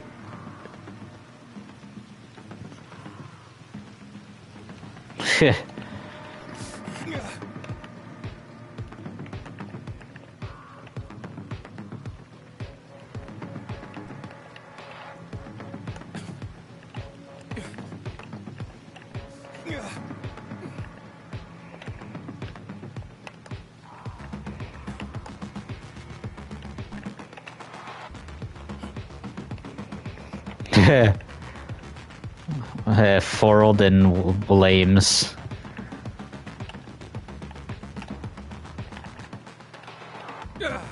And then Mercenaries No Limits was Mercenaries 3 No Limits was meant to be a cool new game as well back in, like, I think 2010 or 2009. I think it's supposed to come out in 2010, I believe.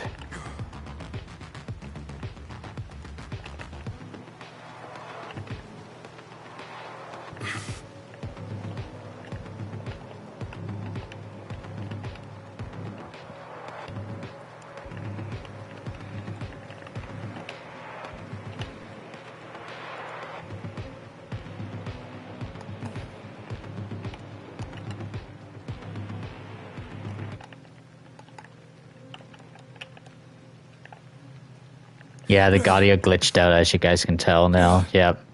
Well, we're gonna end soon, guys. So, yeah, I'll stick around though to talk again more. You know. Yeah, it's unfortunate I did not do a stream on Saturday because I just didn't feel like dealing with how bad Fallout 76 could be with their bugs and crashing the game.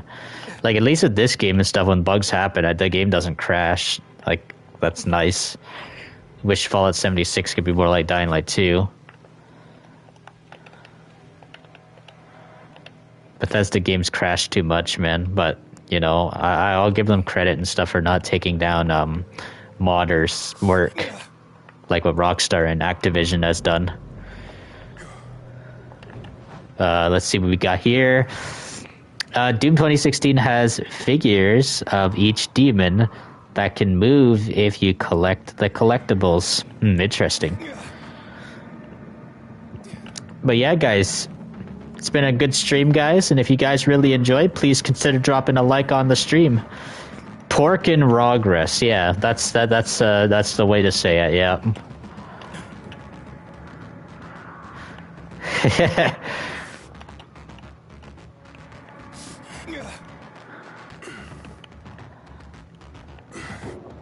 Holy crap, man.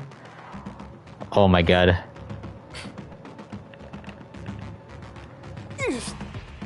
Oh. No. I was trying to do a challenge and stuff where I jump like that rather than, yeah. Dat versus Cog. What's that?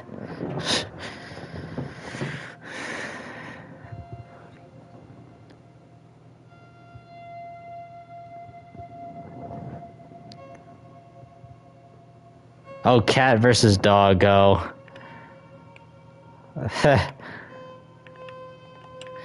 Or what? Cats and Dogs. You never seen that movie before, Stratos? That's a really funny kids movie I watched when I was a kid. I love that movie. Cats and Dogs. The dogs are the good guys, the cats are the villains.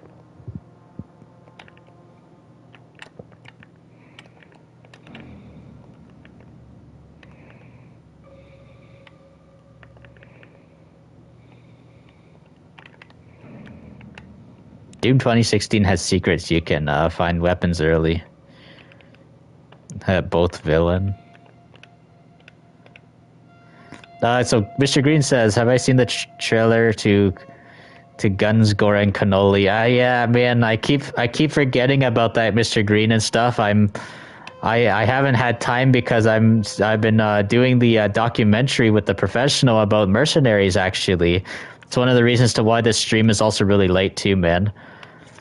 But I promise you, I will take a look at it, man. I definitely will. I will try to see if I can find it, all right?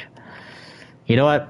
Matter of fact, you know what I'm going to do? I am going to search it up on my YouTube right now to put it into my history so I can remember, all right? So, Guns, Gore, and Cannoli. All right, let's do that. Okay. I don't know if you can see that, but I put it up. It's hard to see. Yeah, wait. There we go. All right, there we are. Let's see what we got here. Yeah. Piggin versus Pig. Yeah. Yeah, so pigs and chickens. Yep. Pat finished Yakuza 0. You can expect him to continue Mercenaries. Yep. And the thing is, too, Professional, I think, did say he was going to promise to not finish Mercenaries before I put out the documentary. So that's what he did say. He said he's going to try his best to slow down a little bit on it. So I can get my documentary out, and on his Mercenaries playthrough, he will shout out the documentary and put a link in the description of the video. So that's what I'm excited for. I really can't wait to see him do that. Shout out my documentary that me and him did together. You won't be disappointed when you play the game. Is it on PlayStation? Have I seen the Quake lore video yet about Earth? I have not, actually. How did the hamburgers become stronger than Germany? I don't know, actually.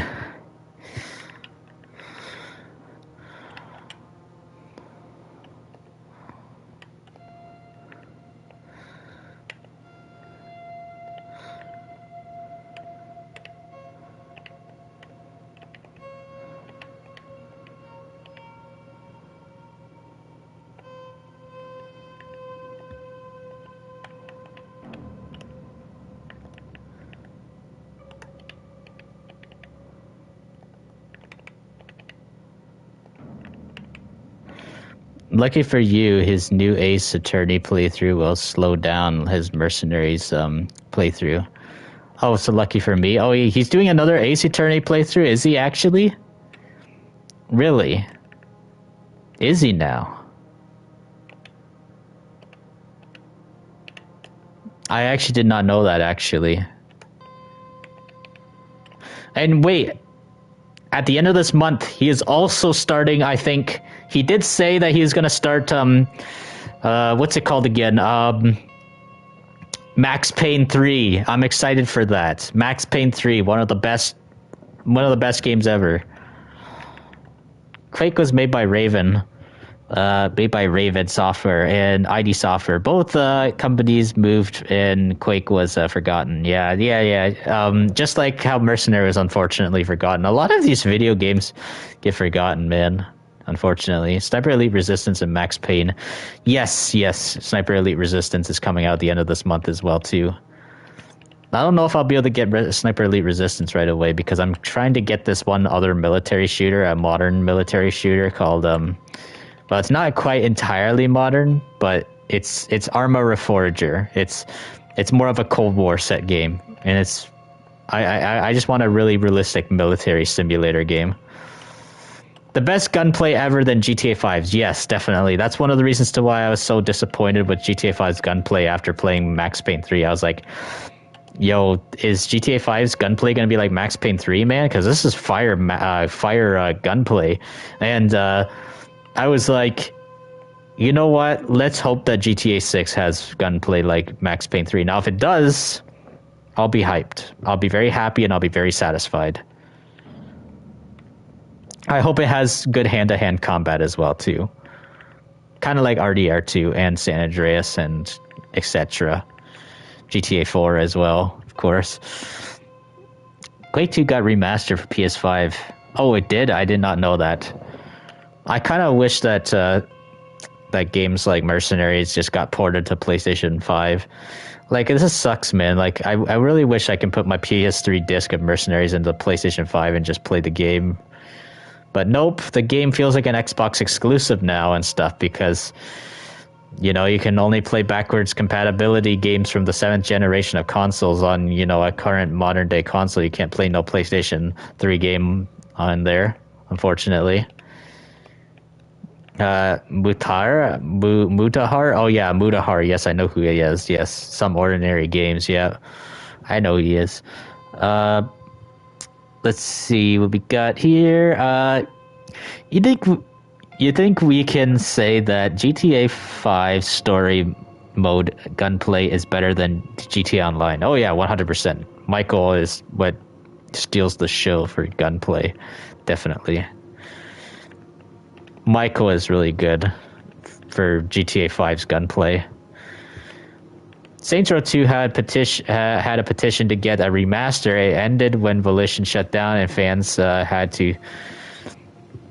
signed it. Yes, I actually remember that one as well. And there's also petitions for even Mercenaries as well, I actually remember too. And I signed those petitions years ago as well too. By the way, you already saved the Liberty City mod? Wait, what do you mean by I saved this Liberty City mod? Oh yeah, I saved it. Yes, I think so. And I think I forgot to tell Professional about it because me and him have been, you know, just so busy and stuff with the whole, you know, Mercenaries thing. So I forgot about that. Well, thanks so much, Golden Stripe, again. My video has 1.9k views on the PlayStation 3. Damn, man. That's good. The PlayStation 3 video, yeah. That's a pretty good video, man. I'm glad that video done well. It has over 100 likes. I'm so happy that a lot of people actually agree with my opinion. You know, some people don't agree with it. Some people are like, no, Xbox 360 is better. But I'm not trying to say that PlayStation 3 is better than Xbox 360. What I'm basically trying to say, because, you know, I'm a PlayStation gamer. I'm comparing the PlayStation 3 to the PlayStation 4 and PlayStation 5 in terms of the gaming generations. Like, there were better games that came out back then. PlayStation Network was also free back then as well, too. A lot of the games and stuff did not have microtransactions, all that back then. So that's one thing that I'm happy that people agree with me on when it comes to the PlayStation 3 video, why that generation is so good. Like, I kind of wanted to call it actually why the 7th generation of consoles are better than the 8th and 9th generation. That's what I wanted to say. The 6th generation of console was also really good, too. PlayStation 2. 5th generation of consoles of PlayStation 1 and 4, 3, 2, and 1. I don't really remember because I wasn't even born at those points. I was born into the 5th generation of consoles. Both consoles are good. It bought out the best in companies. That's what made that generation the golden age. Yes, definitely. Man, this gaming has changed so much and stuff. Some changed for the better and some changed for the worse. You know, I'm not going to entirely like say that gaming sucks completely and stuff. You know, there's things I really miss about, you know, older consoles and video games, all that kind of stuff. But yeah, we can all agree that graphics are getting better, definitely, 100%. But then again, though, it's not just about the graphics, too. It's about the attention to detail in video games, too. There are, you know, games and stuff on PlayStation 3 that have better attention to detail than some games on the PS5. An example is PlayStation 3 game, Saints Row 2 versus Saints Row Reboot. It has better, better details, for example. That's what I'd say.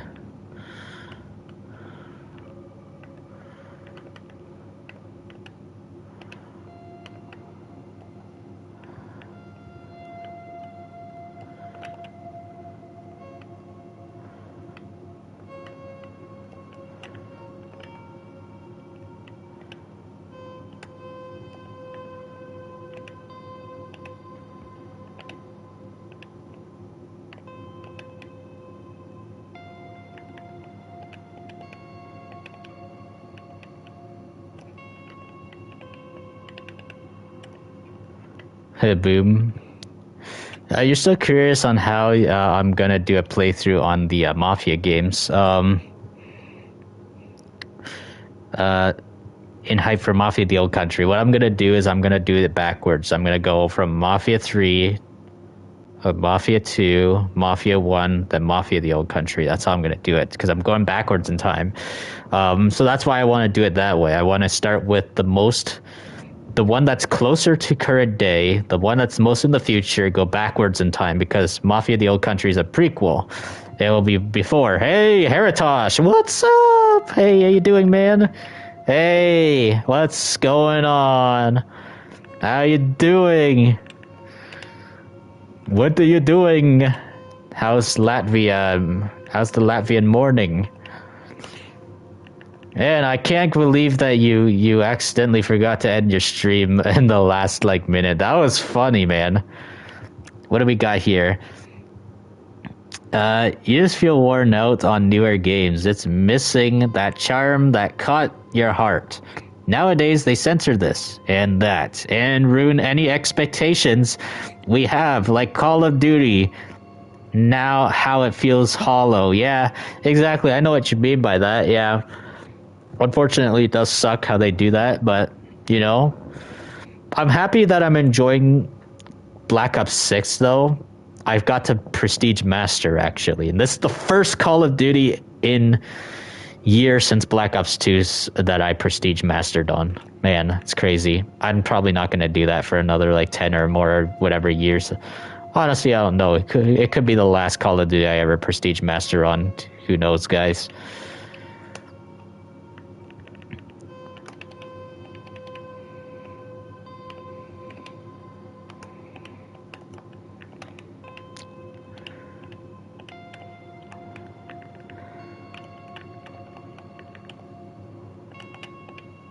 You still got Battlefield 1942 on PC. Nice. I like that. That's awesome, man. Awesome, buddy. Sleep deprived. Day and R2. Haha. You need a big red glowing end steam button. Or stream button. Or stream button, yeah.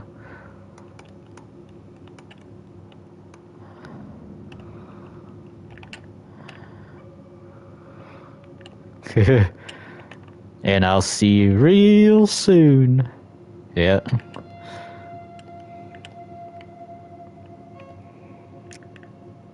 Here, 1 second. Let's do this for you. Here we go. Here's a present. Here's a present for you, Haritosh.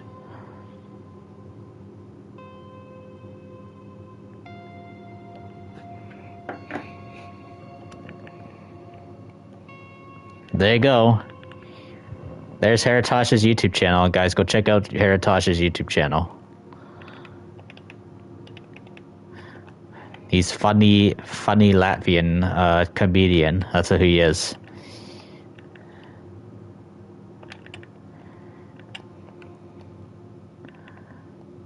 Zomblessed, yep.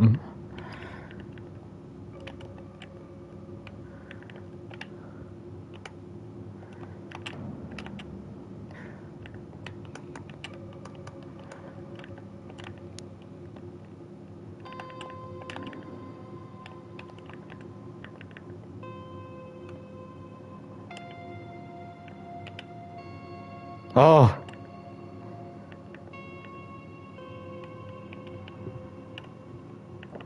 And just before we go, I'm gonna test out a command and stuff and see if this works. I really hope that this works and stuff for when I start my playthrough streams my first playthrough stream of the year for next week. Since, you know, we do tend to not try to steer off topic from the game that we play usually when we do playthroughs. I actually want to see if it works.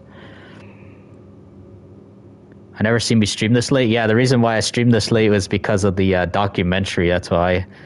Let's see. You're looking up capture cards for PS3. Yeah, that's a good idea. Let's see. Let's see if this works. I actually want to test this out. Don't worry, guys. Okay, it works. It works, guys. Don't worry about this, guys. Don't worry about this right now. This is actually only for when we do playthrough streams, guys. I just wanted to test this out. I've been trying to see if this will work. All right, there we go. I'm going to remove that. There we go. So I'm happy it actually works. I'm happy it works, guys. When we do a playthrough stream next week. And the first playthrough stream of the year is Dying Light 1's 10th anniversary, guys. That's the first playthrough of the year. Nightbot's not my second channel, no. Nightbot is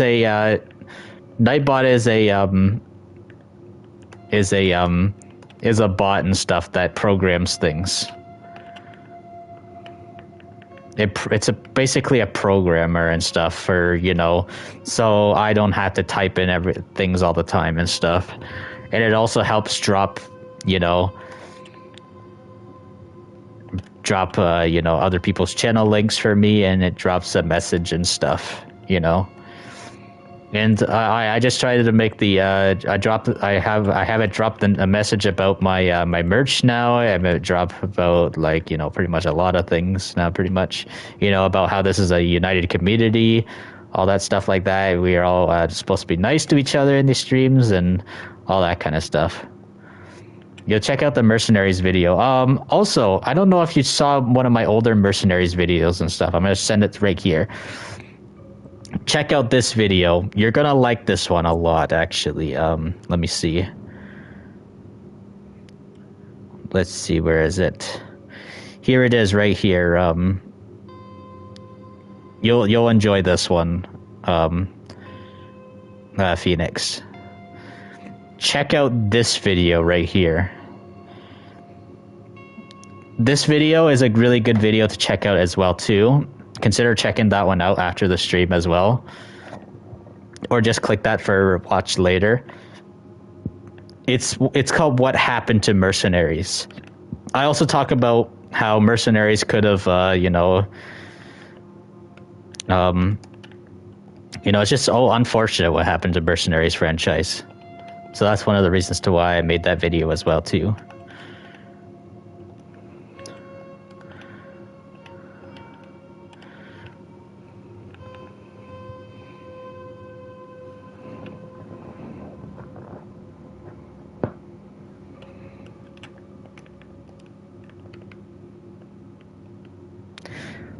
Oh, it's because I was testing it out. I was trying to see if the command would work. That's why I said, "Don't worry about it, guys." I was just testing out.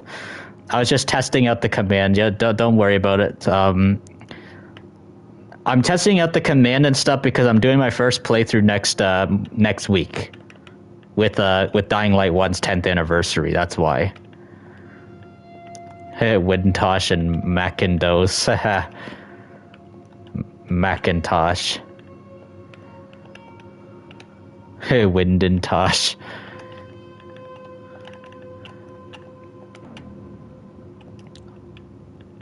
Heritosh. Herendos.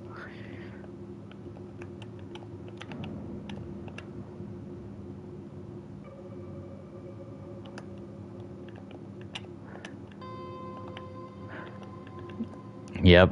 I knew towards the end of the stream we would have audio bug glitch and stuff. I just really hope the 3rd anniversary fixes these audio bugs on Dying Light 2.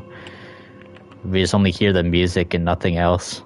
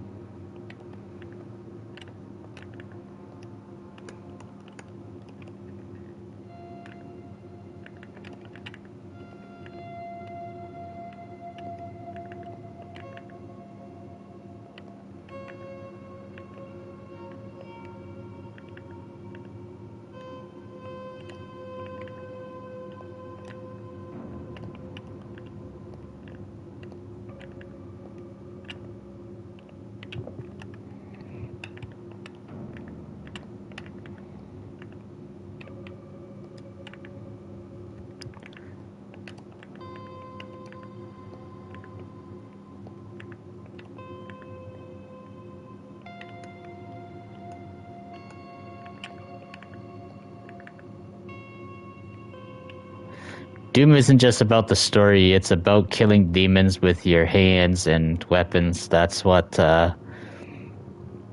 makes it popular. Yep, I've seen that up actually before in some of the gameplay stuff too. Like, some pretty gruesome demon kills I've seen. Pretty interesting. Oh, shoot.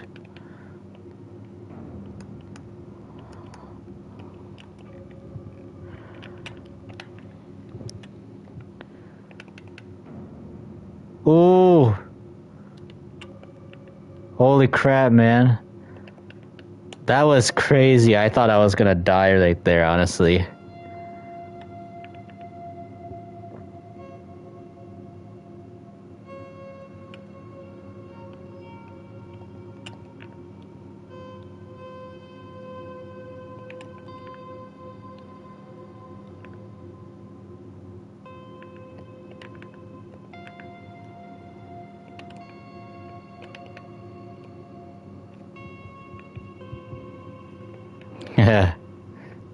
Doom guy doesn't talk this. His suit looks so good, yep.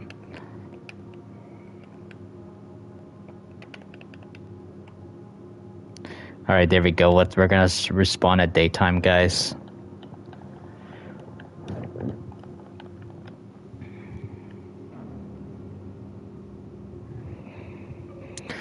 Alright, there we go. Nice, beautiful morning in game and stuff. So yeah, we're gonna definitely, end the stream soon, guys. We're just, I'll stick around for some more. What difficulty am I gonna play on? I actually don't know yet. I'll see what difficulty. I'm not too familiar with how Doom really works in terms of its difficulty, so I guess we'll see, right?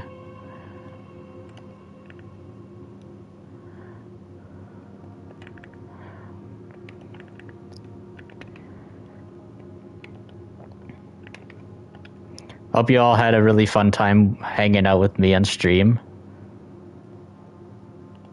The professional family tree, yep.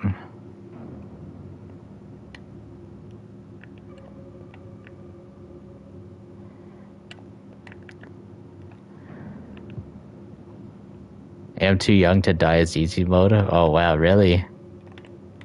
It's kind of similar to the Wolfenstein, difficulty names, goofy names. We're gonna go on the top of that building, guys, to end off.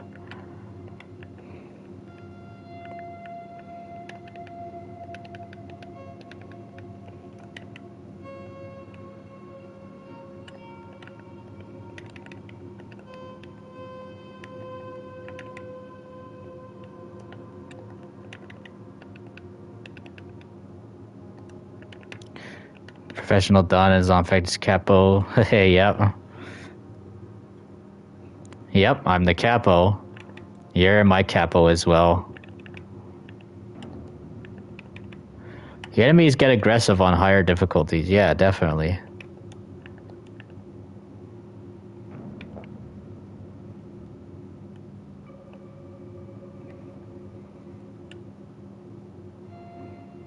I think this is a good place to stand, guys, for our final messages.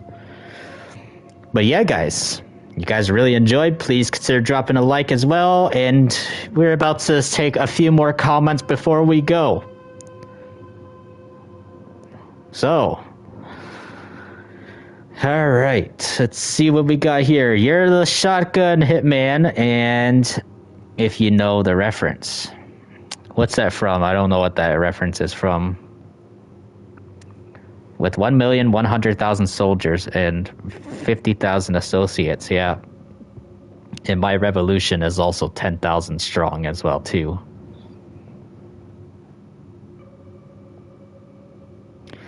Scary base game.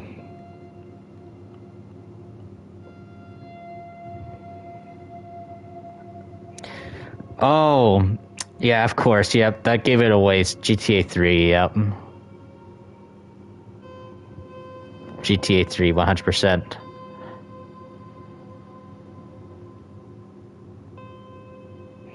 You're welcome for the stream. And Heritosh says, wish me the best. Can't wait for the Dying Light anniversary stream. Yep.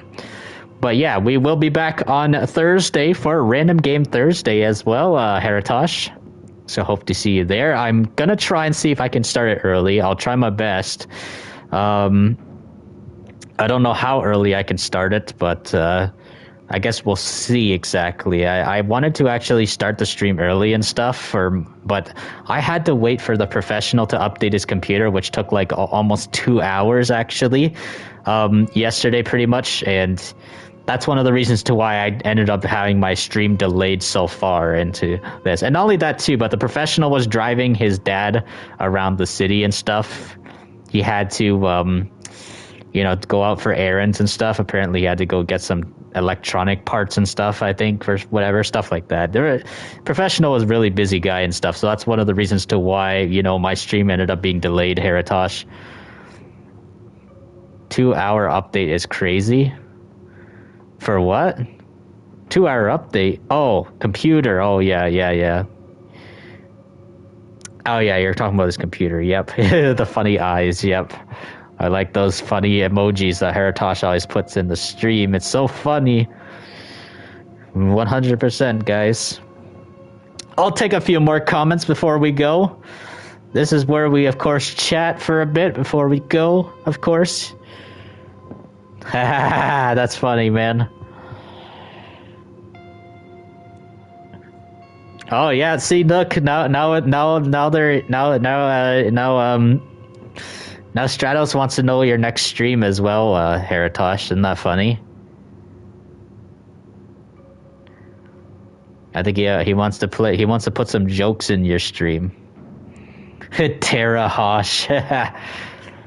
Yep, Terra Hosh, yep.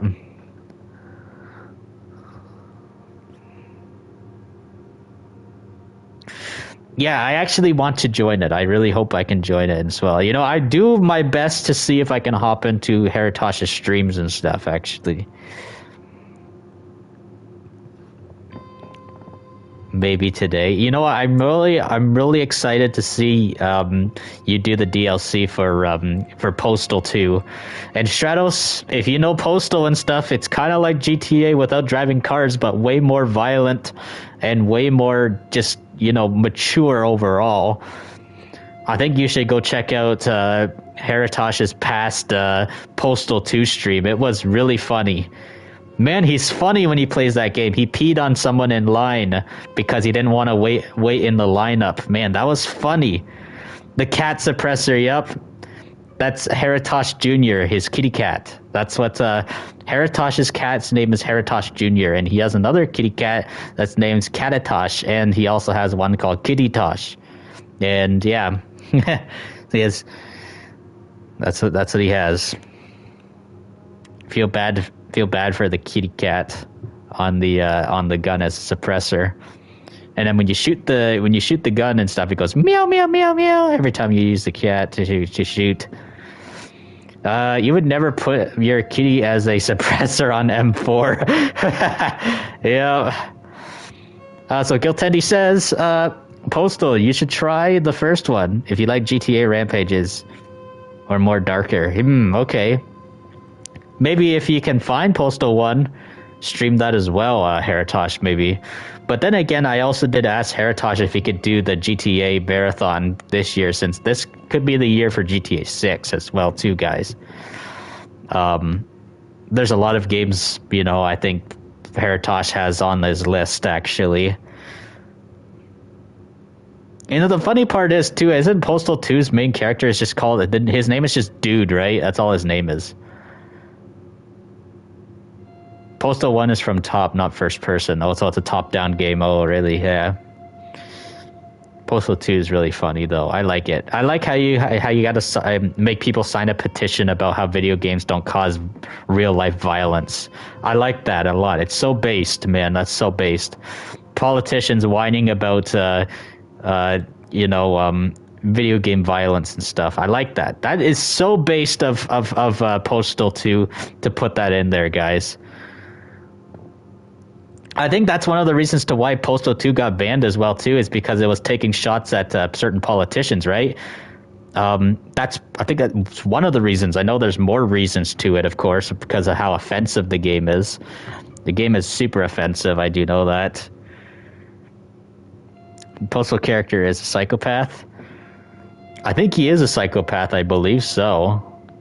I think he is a psychopath. I don't think he has a care for really anybody. Yeah, it was just too offensive and nobody's doing it. Yep. Remember, there's good and bad politician, yep. Well, most politicians are kind of corrupt anyways.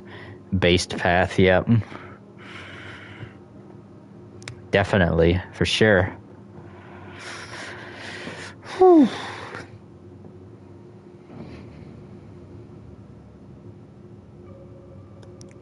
All right. But yeah, Giltendi, make sure you go subscribe to Heritosh. You can probably just go click on his channel. He has a lot of really fun stuff. He's a variety gaming channel as well, too. He plays more than just one game on his channel. But yeah, I highly recommend go watch his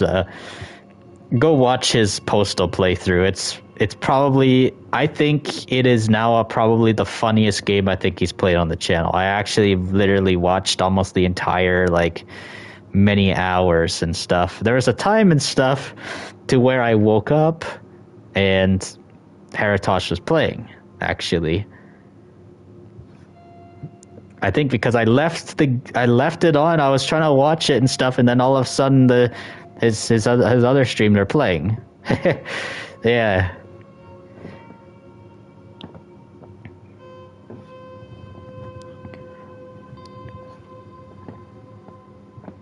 More stream Wintosh and Herondos. Yep. Stratos with his funny names where he swaps them up. Yep, and then you should, and then me with the GTA 6 jokes. I like to put in a bunch of GTA 6 jokes into Heritosh's streams as well too. It's really funny. I am your midday buddy, and I'm your midnight buddy. Haha, yeah, definitely, yeah, for sure. Lacing and juicy, yep.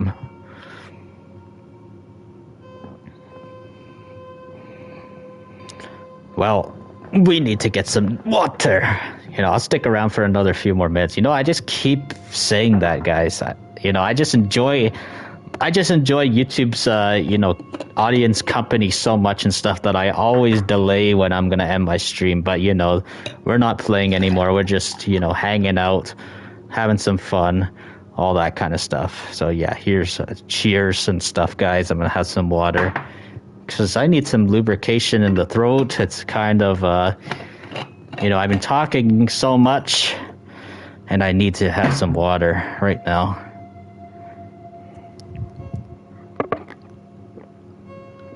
All right.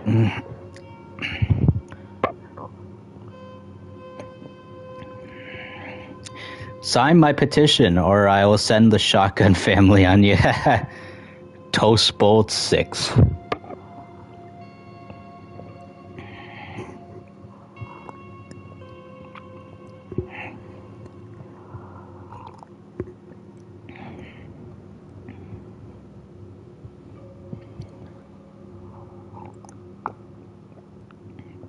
Battlefield 2? Which Battlefield? Are you talking about Battlefield 2, the PC version, or are you talking about Battlefield 2 Modern Combat?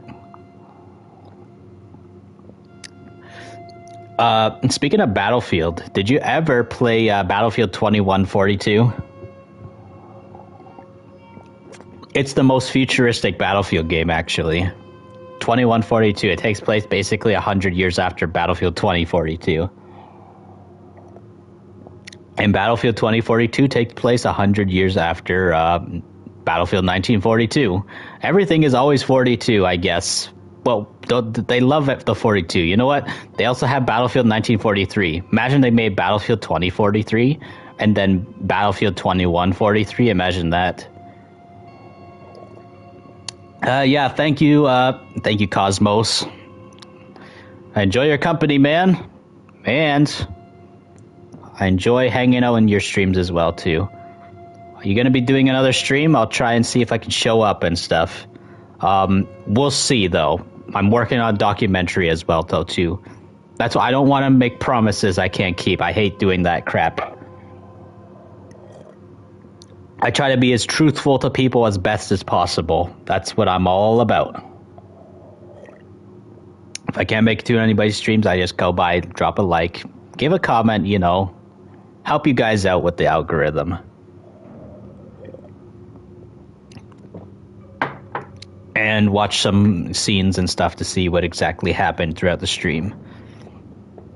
Yeah, don't make promises if you can't make it.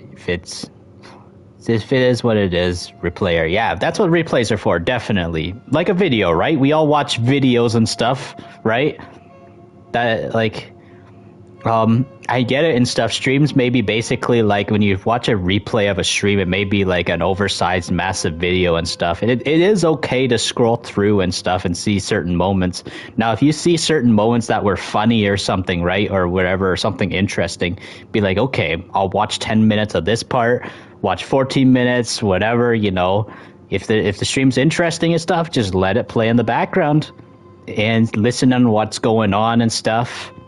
While you're doing some chores, maybe you're cooking, whatever, stuff like that. That's what I actually do when I miss people's streams. Sometimes I will, I'll just play someone's stream, or sometimes if I'm just grinding some Call of Duty and stuff, I'll play people's streams in the background and stuff if I missed it, or I'll lurk in certain streams. Sometimes play some Call of Duty and stuff. Drop like, of course, on the stream, say hello, I'm lurking here. I'm just playing Call of Duty or whatever, or something like that. You miss 2010's games. Yes, me too, man. I miss the last decade, man. So Hiratosh says you usually watch while working. Nice. That's a good multitasking. So Cosmo even said, you have another 2 sets of numbers that can be everyone's favorite, but it's too explicit to say in stream. Yeah, I think I understand. Yeah, Battlefield 1942 is a World War II game. Yes, and I think Battlefield 1942 might be the first Battlefield game, right? They also had Battlefield Vietnam, stuff like that. I think Battlefield and Call of Duty, I think, are the most played, FPS games of all time. But also, Counter-Strike was also very popular too. I think Counter-Strike is what popularized first-person shooters on PC, right? I believe so. Heritosh, you know about isn't Counter-Strike actually is what revolutionized online gaming, I believe, right? In the late 90s, early 2000s, right? Counter-Strike 2 is your wife, yep. You're married to a video game. That's awesome, man. W for that, all right?